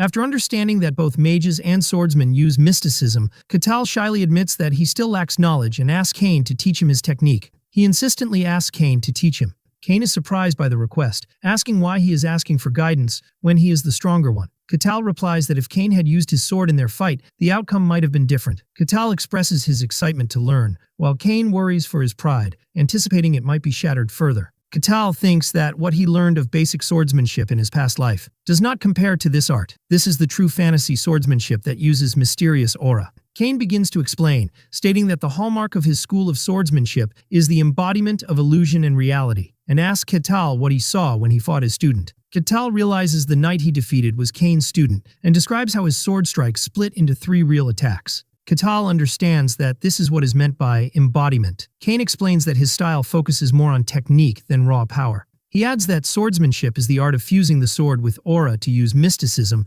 and one who reaches the end of this path is called a sword master. Kettle is fascinated by the aura, while Cain still can't believe he is teaching a barbarian. Cain decides to show him directly instead of explaining. Cain demonstrates his technique, delivering a powerful sword strike. Kettle observes that the single sword strike has split into 5 strikes. Cain explains that while many techniques use aura to create illusions, his style alone makes those illusions real. When he asks for his opinion on the skill, Kettle confidently replies that he thinks he can do it too. Cain is shocked and calls his words nonsense. Cain thinks that he dedicated his entire life to reaching this level, and that it's impossible for Kettle to imitate it just by seeing it once. Kettle says it's faster to simply show him and grabs an axe. He takes a stance and attacks, moving the axe with immense speed. At first, Cain thinks it's just fast movements based on brute force. But the attack leaves 5 real marks on the wall, mimicking the effect of Cain's technique. Smoke rises from Kettle's axe, and he then asks Cain for his opinion. Cain admits to himself that the effect was similar to his technique, although it was produced only by immense speed and power. Cain argues that what Kettle did was just a fast swing without technique, and that true swordsmanship is for actual combat. Kettle retorts by asking if the similar result isn't enough. Cain is frustrated because he knows Kettle is not wrong. In a fit of frustration, he grabs his sword and challenges Kettle again. Cain unleashes his ultimate attack, making Kettle wonder if his body is split. Cain explains that this is the body separation technique, achieved by controlling aura to its utmost limits. He challenges Kettle to imitate this technique. Kettle responds with his own attack, using his axe in a whirlwind of pure physical force, which completely overwhelms Cain's technique. After Kettle's attack destroys the arena, he asks Cain for his opinion. Cain collapses to his knees in complete despair. He is devastated, crying that his swordsmanship and everything he has built his entire life has become meaningless, and he finds this situation unbelievable. Kettle notes that Cain is more mentally fragile than he thought. Kettle approaches the defeated Cain and praises his swordsmanship, downplaying his own ability by saying he was just swinging his axe very fast and that it's not real swordsmanship. Cain realizes Kettle is right, admitting that Kettle's technique was real and not just a deceptive image, and that he himself could never reach that level of mysticism. Cain begins to compose himself, convincing himself that his swordsmanship is still very valuable because he is the only one who can embody illusion and reality. He enthusiastically declares that his swordsmanship is flawless, and that the barbarian is simply insane. He shouts that for someone to move fast enough to create a real illusion without aura is beyond human limits. Seeing this emotional outburst, Kettle asks if Cain can teach him the true meaning of technique. Cain apologizes for his outburst, and Kettle replies that he understands. Cain begins his lesson, explaining that to use true technique, one must first learn to control aura, but to do that, one must first understand mysticism. He explains that no mage, swordsman, or sorcerer can reach a high level without understanding mysticism, and that believers in gods are the only ones who can bypass this. Kettle asks if divine power is something separate. Cain confirms this, explaining that miracles are granted directly from the gods and are not tied to personal abilities. Kettle says he understands. Kane defines mysticism as the mysterious power within oneself, and how it is used is what determines everything. He explains that to use aura, acquire mana, or control spirits, one must first understand this mysticism. He mentions that there are 5 stages of mysticism, the simplest of which is unveiling the mystery, a state of knowing, perceiving, and sensing it. When Kettle asks if anyone can feel it, Kane answers no, explaining that if one is not gifted, one cannot even sense it. He adds that those who can sense it are called third rank. He explains that there are 5 levels granted based on the ability to handle mysticism. He lists the 5 general classifications: third rank, second rank, first rank, transcendent, and hero. Catal suddenly remembers his conversation with Melina, realizing this is what she was talking about. Kane explains that the ranking system is just a convenience, and that the gap between each level is enormous. Catal confirms his understanding, and Kane announces the start of the lesson. Kane declares that the first stage is unveiling the mystery. He instructs Catal to expand his senses to their utmost limit to feel the mystery, explaining that it means awakening senses he has never felt before. He asks him to feel the breeze, the touch of the earth, and the shifting winds to distinguish the unique movements within them. Catal contemplates, trying to follow the instructions, but he opens his eyes and says he feels nothing. Kane is surprised, admitting he thought someone as strong as Catal would feel it easily. He explains that the physically strong often have a better chance of sensing the mystery, but he assumes Catal might be an exception. He wonders if it has to do with the peculiarity of the white snowfield. Catal replies that he doesn't know, and that no one he knew in the snowfield had ever felt the mystery before. Kane decides to try another method, transferring power directly to Catal to guide him. Catal asks if he will transfer aura to him. Kane confirms it's similar and urges him to prepare. Kane places his hand on Catal and instructs him to relax his body and focus his senses inward to feel the flowing power. But Kane is shocked, wondering what kind of body this is and if it is truly human.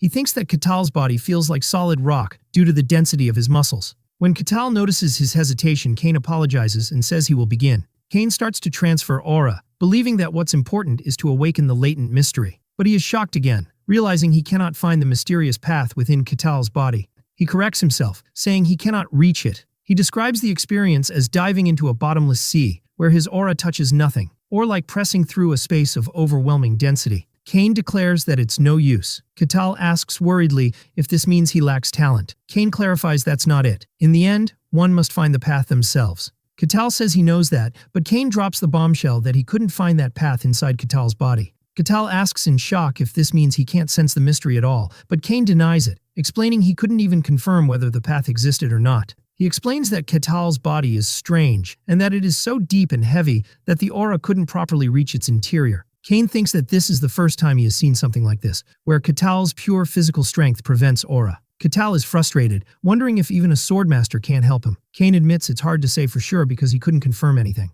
He concludes that he couldn't even tell if the path of mystery existed within Catal, and suggests he visit other swordmasters more skilled in handling aura, or perhaps visit the Tower of Magic for answers. Kane apologizes to Catal. Catal says it's fine and that this is enough for now, admitting there's still a possibility for him to learn.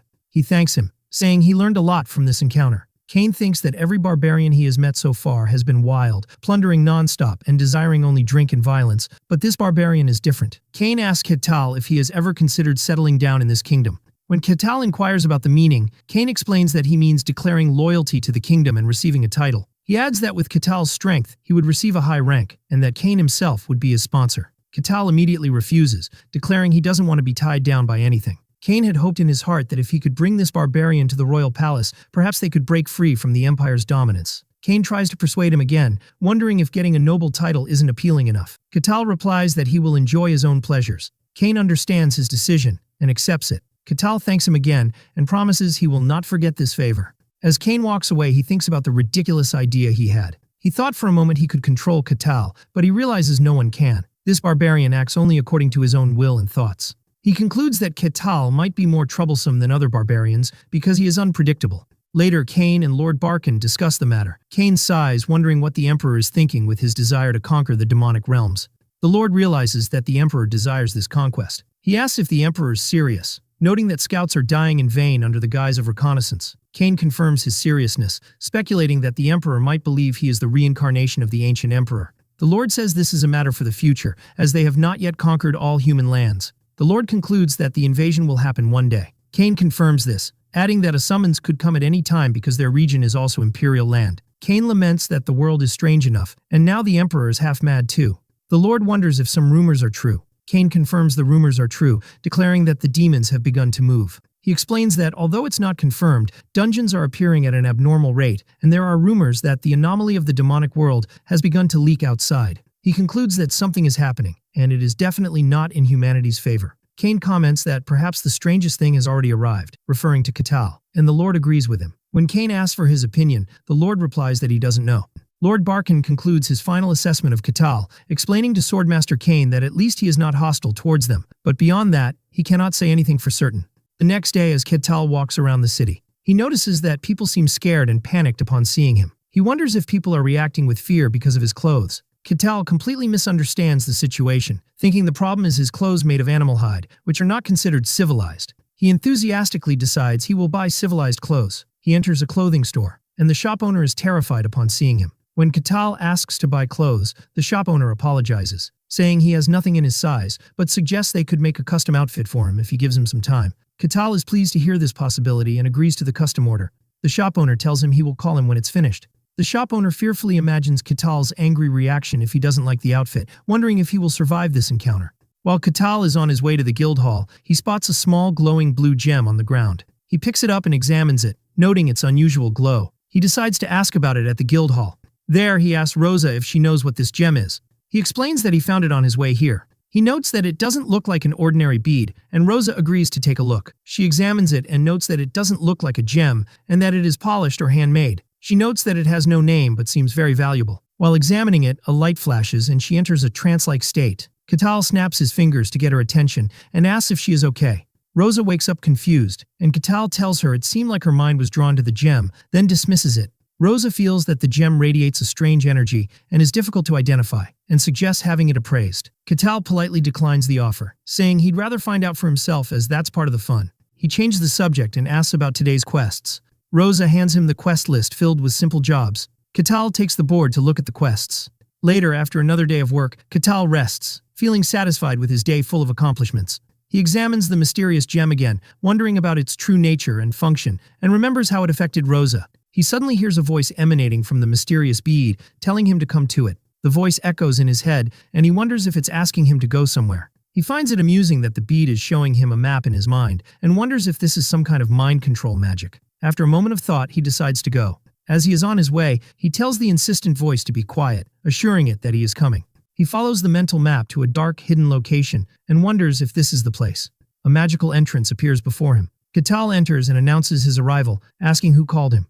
A sinister voice notes that another sacrifice has entered, and this time a stupid barbarian will make a good offering. An immortal sorcerer, a lich, declares that his resurrection ritual will begin.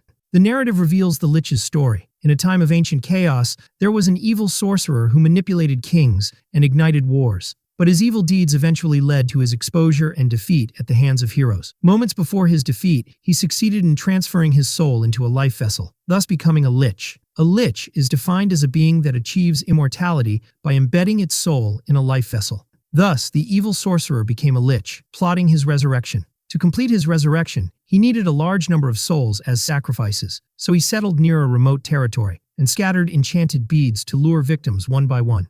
The lich thinks that his plan was proceeding successfully, but he is puzzled by the presence of a barbarian here, as he chose a remote land to avoid attracting attention. He finds his presence unusual. The lich concludes that Catal's large size will make him an excellent sacrifice. The lich explains his trap. He enchanted the beads to only attract those who are ignorant of mysticism. Therefore, he assumes Catal is just an ordinary barbarian ignorant of mysticism, and that his lack of being affected by the magic is just an illusion. The lich addresses Catal, asking him to become the cornerstone of his glorious resurrection. The scene returns to Catal arriving at huge, ominous doors. When he enters, he finds the lich sitting on a throne. Catal is overjoyed, realizing he is seeing a real lich, one of the classic villains of fantasy worlds. The lich is surprised and asks Catal how he was not affected by the bead's magic. Upon seeing the remains of other victims, Catal understands this is how the lich was luring people. The lich is confused because he cannot sense any mysticism from Catal, and concludes he is just an ordinary barbarian. He assumes Catal must be carrying a high-quality mental defense artifact. Catal denies having such a thing. The lich doesn't believe him, saying he would have passed by peacefully if he had been affected by the magic. The lich decides he will have to crush Catal by force and summons his skeleton minions. Catal realizes he is in a dungeon where an evil lich is hiding and understands the general situation. With a powerful blow, he shatters the skeleton. commenting that it's weaker than he expected. The Lich gets angry and threatens to tear off his limbs, summoning more skeletons. The Lich orders them to eliminate him, but Katal pounces on them in the blink of an eye and easily destroys them all. The Lich is shocked. Katal confirms to himself that Kasan's advice was correct. A skeleton dies if its head is destroyed. He expresses disappointment as he was expecting the Lich to control Death Knights, not just skeletons. Angrily, the Lich prepares a stronger attack, declaring he will no longer hold back. Using his energy, he summons a new servant.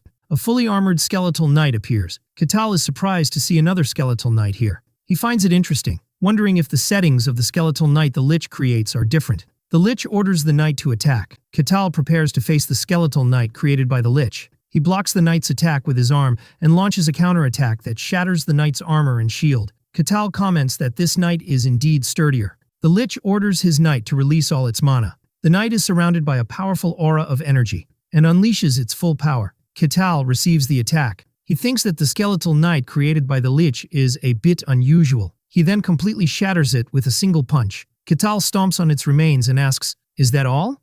The Lich asks in complete shock, "What are you?" When Katal takes a step back, the Lich interprets it as fear and tells him to be afraid. He threatens that he will pay the price for invading his sanctuary. Katal replies in confusion, explaining that he only came because the gem summoned him, and asks the Lich if he wasn't the one who scattered those gems in the first place, leaving the Lich shocked and silent. The Lich realizes the bitter truth, that everyone who came here, including the Barbarian, was lured by the gems he had scattered. The Lich, whose full name is revealed to be Kartos Pranioras Casis, yells at Katal to be silent, boasting of his past as a great sorcerer who destroyed 5 kingdoms and faced heroes. Katal mentally compares the Lich's long name to the elf queens, wondering if long names are in vogue in this world. The Lich ignores this and orders him to become the cornerstone of his resurrection.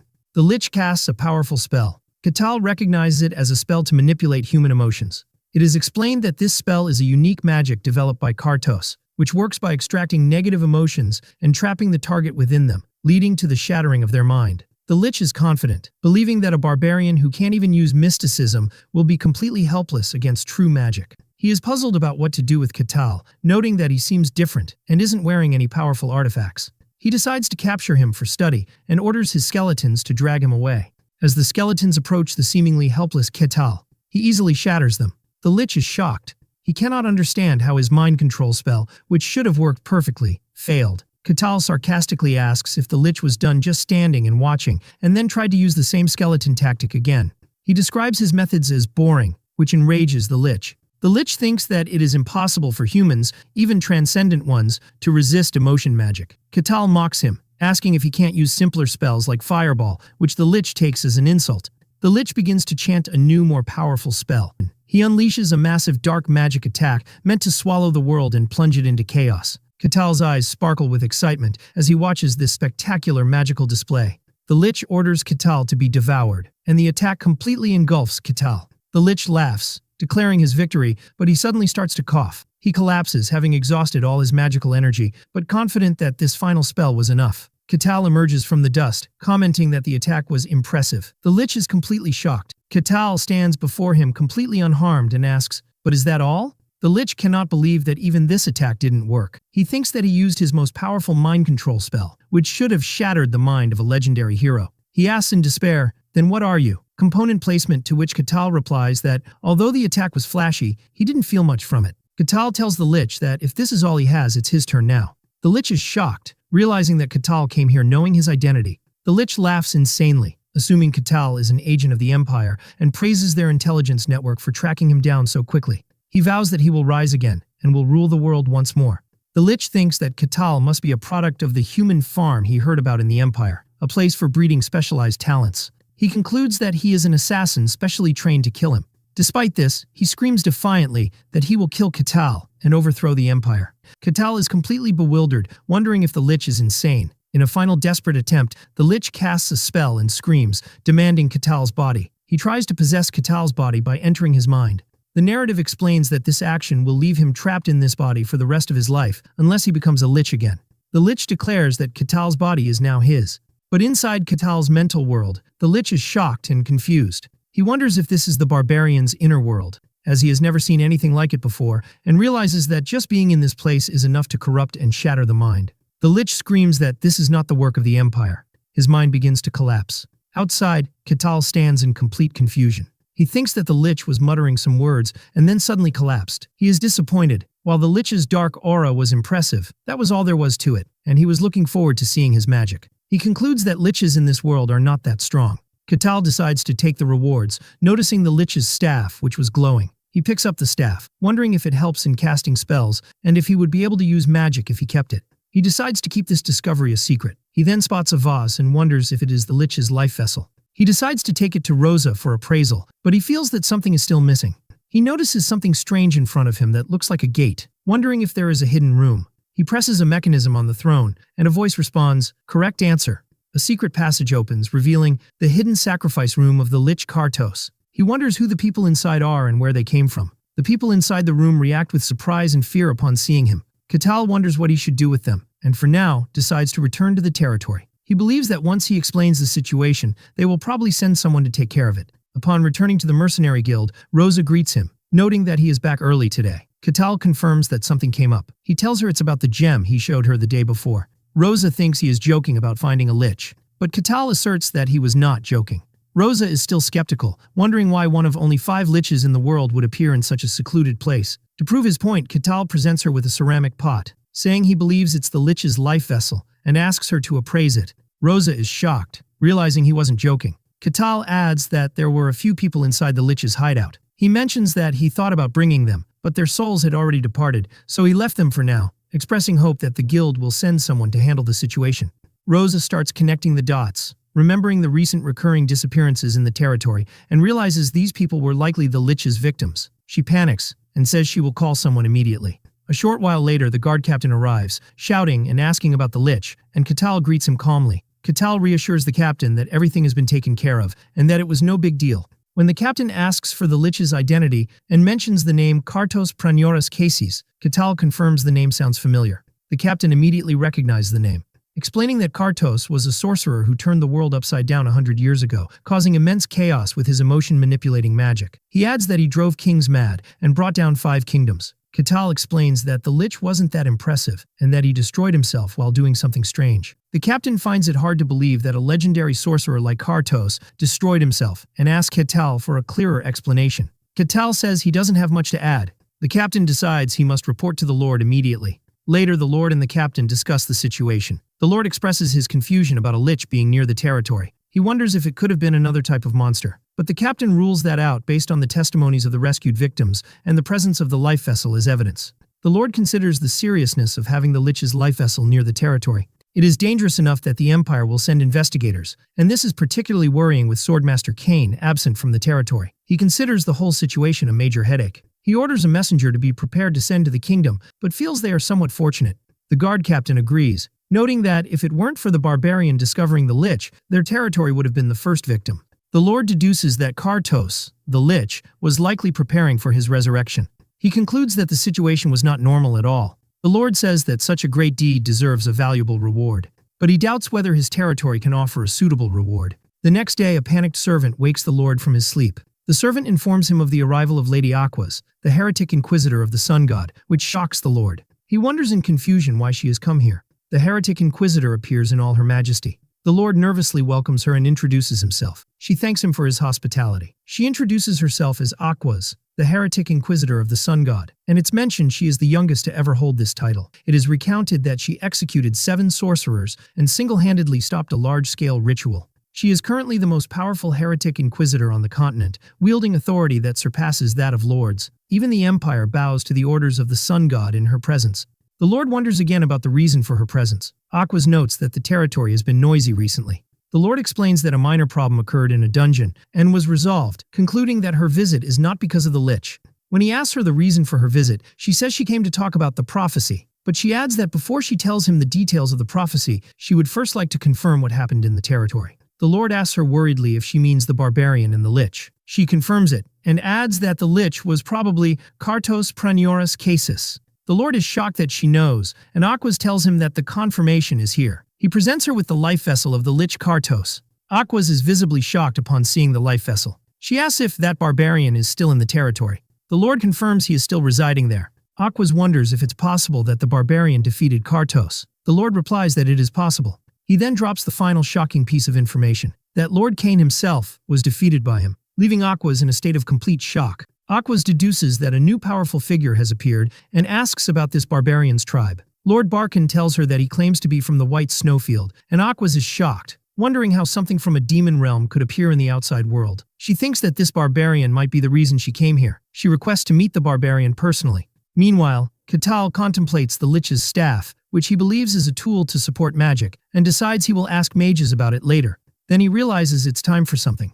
The guard captain arrives and informs him that the heretic inquisitor of the sun god has requested to meet him at the church. The captain asks him to show proper respect, and Katal reassures him. Katal meets the captain in front of the church, who seems nervous. Then Katal announces that they will set off. Katal reflects on the existence of gods in this world, and how they sometimes bestow their power directly or descend themselves. He thinks that the church is a gathering place for those who serve the gods. Katal is impressed by the beauty of the sun god's church. The captain tells him that someone will guide him inside and thanks him.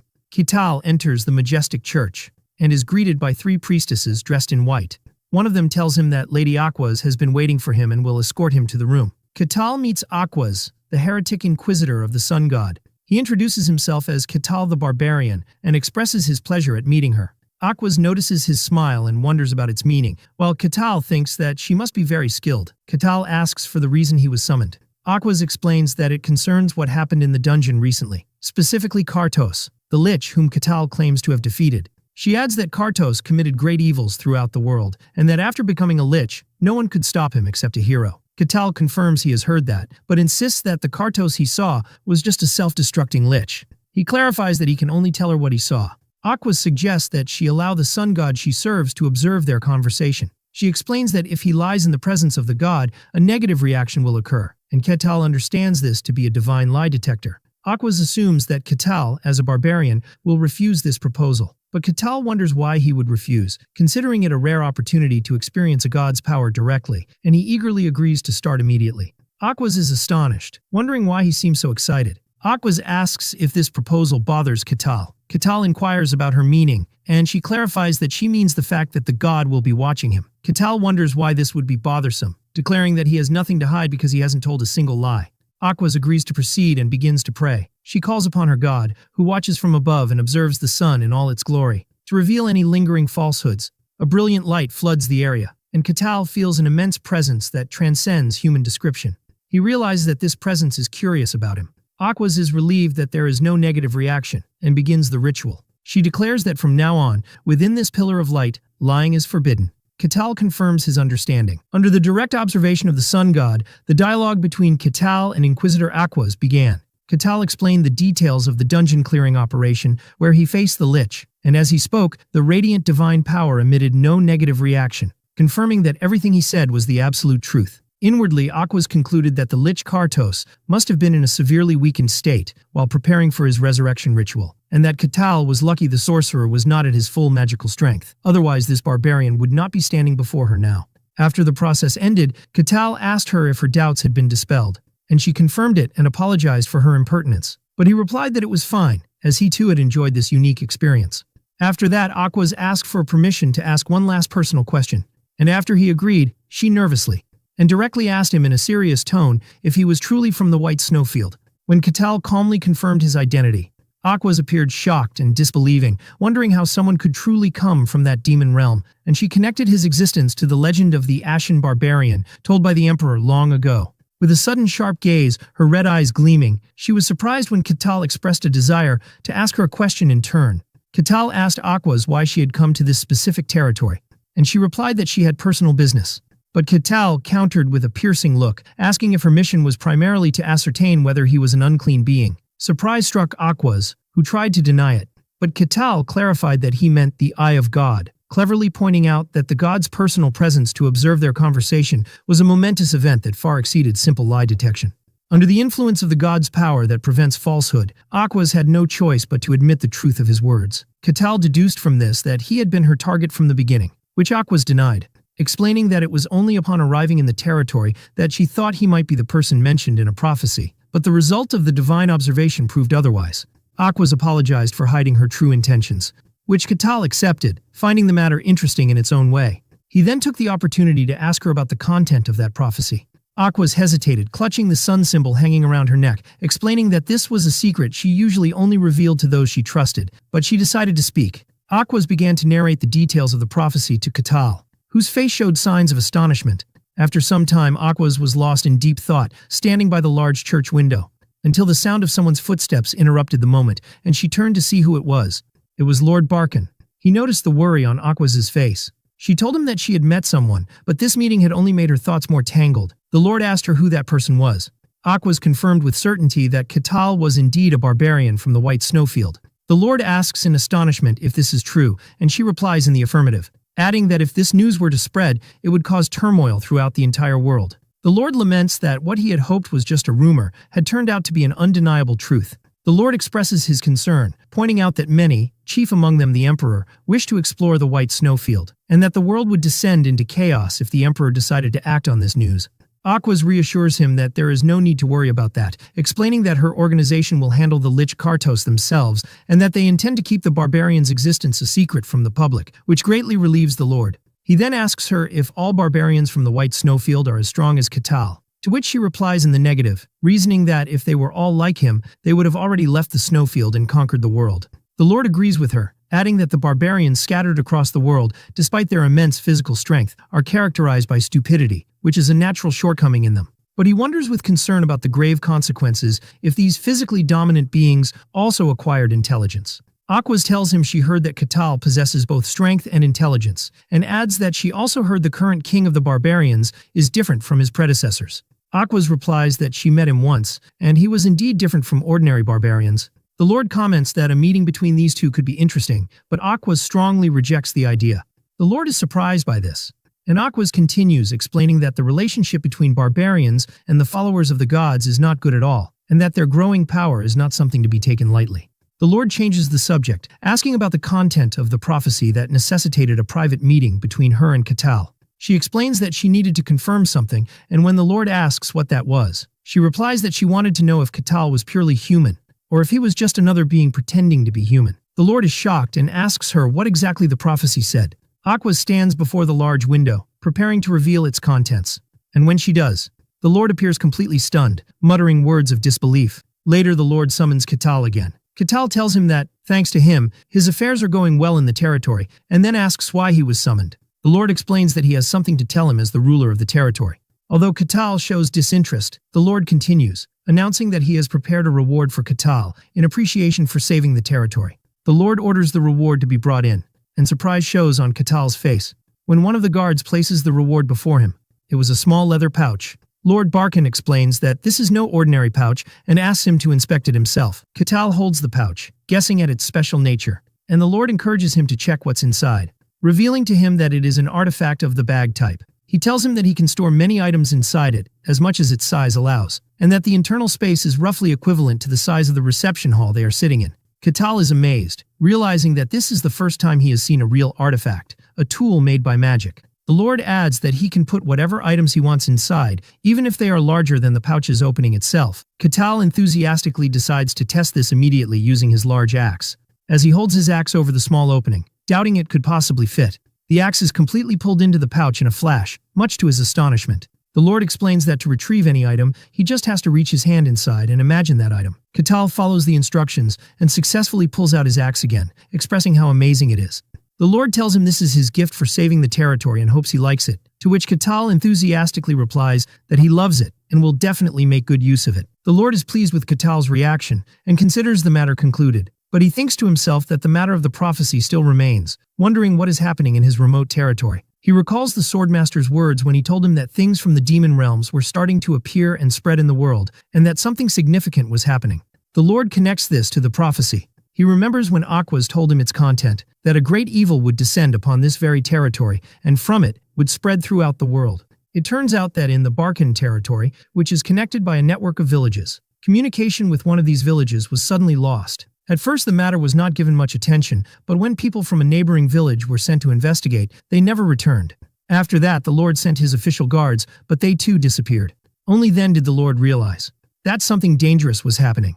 Later at the Mercenary Guild, Katal asks Rosa about today's quests, and she informs him of an urgent request from the Lord. Katal inquires about the nature of the request. and she explains that the mission is to investigate the village that lost contact, and that all he has to do is go there and confirm the situation, noting that the pay is very high for a seemingly simple task. Katal likes the mission and decides to accept it immediately. Rosa smiles and replies that this is to be expected. At the gathering place for the mission's mercenaries, the priestess Hayez is surprised by Katal's arrival and calls his name in astonishment. Katal appears wearing his new custom-made clothes, and Hayez immediately notices his different attire. He explains to her that his old clothes from the snowfields had worn out and that he had requested this new design himself. Hayez comments that the design is unique and impressive. She asks him if he has accepted this mission as well, and he confirms it, adding that he couldn't refuse such an interesting job. Hayez thinks to herself how unusual he truly is. He then inquires why she is alone, and if her other two companions, Alexandro and Kasan, are not participating in the mission. Hayez guesses that they probably refused the mission after seeing the details. Katal glances at the small crowd around him, noticing that the number of participants is smaller than he expected. He had thought that a simple mission with high pay would attract many people, but their total number didn't even reach 10. Hayez explains to him that the mission is actually a bit dangerous. Although Katal sees that the request itself seems simple, Hayez explains that the pay is much higher than it should be. She reveals to him that there are rumors that the guards sent to the village never returned, which means the mission is not as simple as it seems.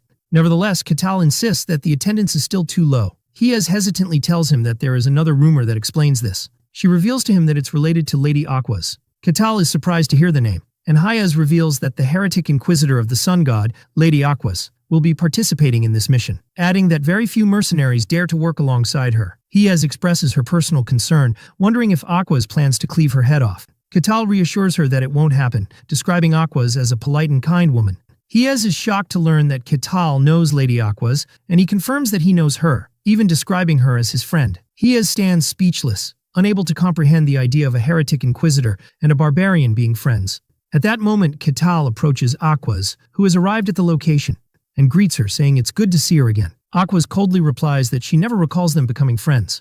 Katal laughs and brushes it off, cheerfully suggesting they become friends from now on.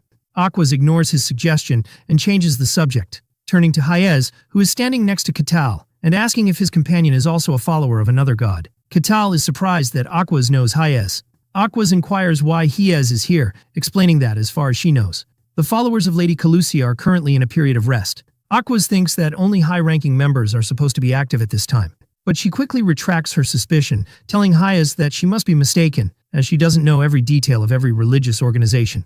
At that moment, the guard captain arrives with his soldiers at the gathering place. Katal immediately recognizes him and greets him cheerfully, noting that they meet again. Aquas stands calmly beside Katal, while Hayez looks at them with worry and tension. The guard captain formally welcomes all the participants who accepted the request, and after confirming everyone's presence, he announces that it is time to set off. Katal comments with a hint of sarcasm that their majestic gathering makes him feel as if they are a military squad on their way to launch a real raid on a fortified castle. In all seriousness, he asks Aquas if her swift action now means that this is the fateful time spoken of in the ancient prophecy. She replies with cautious calm that she cannot say for sure, as the god has not revealed the exact timing of such a momentous event. All that has happened is that they have lost contact with the village completely and suddenly. Katal deduces from her words that despite the uncertainty, there is still a possibility that this is the intended dangerous event. The words of the mysterious prophecy that an unparalleled great evil would descend upon the earth dance in his mind, and he smiles with clear enthusiasm as the idea of confronting the great evil seems to spark his interest and curiosity immensely.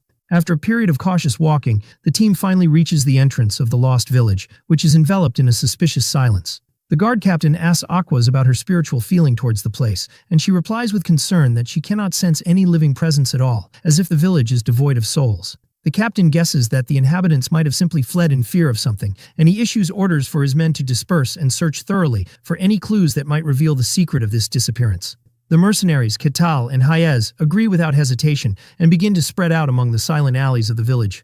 The captain thinks that the village is very small, accommodating no more than 100 people, and that it's logically impossible for everyone to disappear suddenly without leaving any trace behind. He is fully confident that they will find some clue, no matter how small, and orders the comprehensive search to begin immediately. While searching a wooden building, one of the mercenaries is greatly surprised by what he finds inside. He calls out to the captain loudly, indicating that he has found ready-to-eat food. The captain initially thinks the inhabitants left it behind in a hurry while fleeing, but the mercenary clarifies that the food is still warm, as if it had been prepared just moments ago. The captain is shocked by this strange information, wondering in confusion how such an illogical thing could happen. as contact with the village had been lost for at least several days. Amidst his confusion, another report comes in stating that no footprints or signs of the inhabitants leaving the village or even hiding anywhere nearby have been found. The captain orders the search to continue in the hope of finding any thread that will lead them to the truth. The results of the ongoing search reveal a perplexing and disturbing scene throughout the village. There are clear signs of daily life continuing normally, but there is no human presence whatsoever. The mercenaries confirm that all evidence suggests people were just here living their lives, but there is no physical or spiritual trace of them.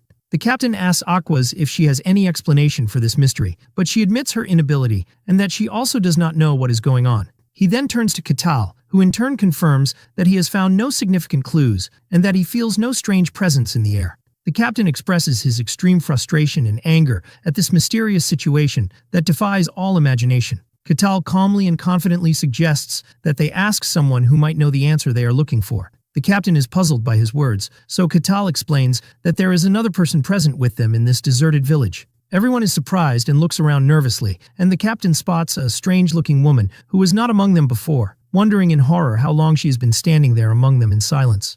The mysterious woman smiles, expressing her surprise that Katal managed to notice her presence, even though she had hidden herself very skillfully. Katal simply replies that it's natural for them to notice a stranger suddenly appearing in a place like this, but the woman tells him that people usually don't realize she's there until she wants them to. The mysterious woman scoffs at the tense group, sarcastically noting that even the powerful inquisitor of the sun god was unable to detect her hidden presence. She looks at Katal and thinks that he doesn't seem to have awakened any of the deep mystical secrets. Katal boldly asks her about her true identity, but she completely ignores his question and considers him merely an unexpected gain in her plans.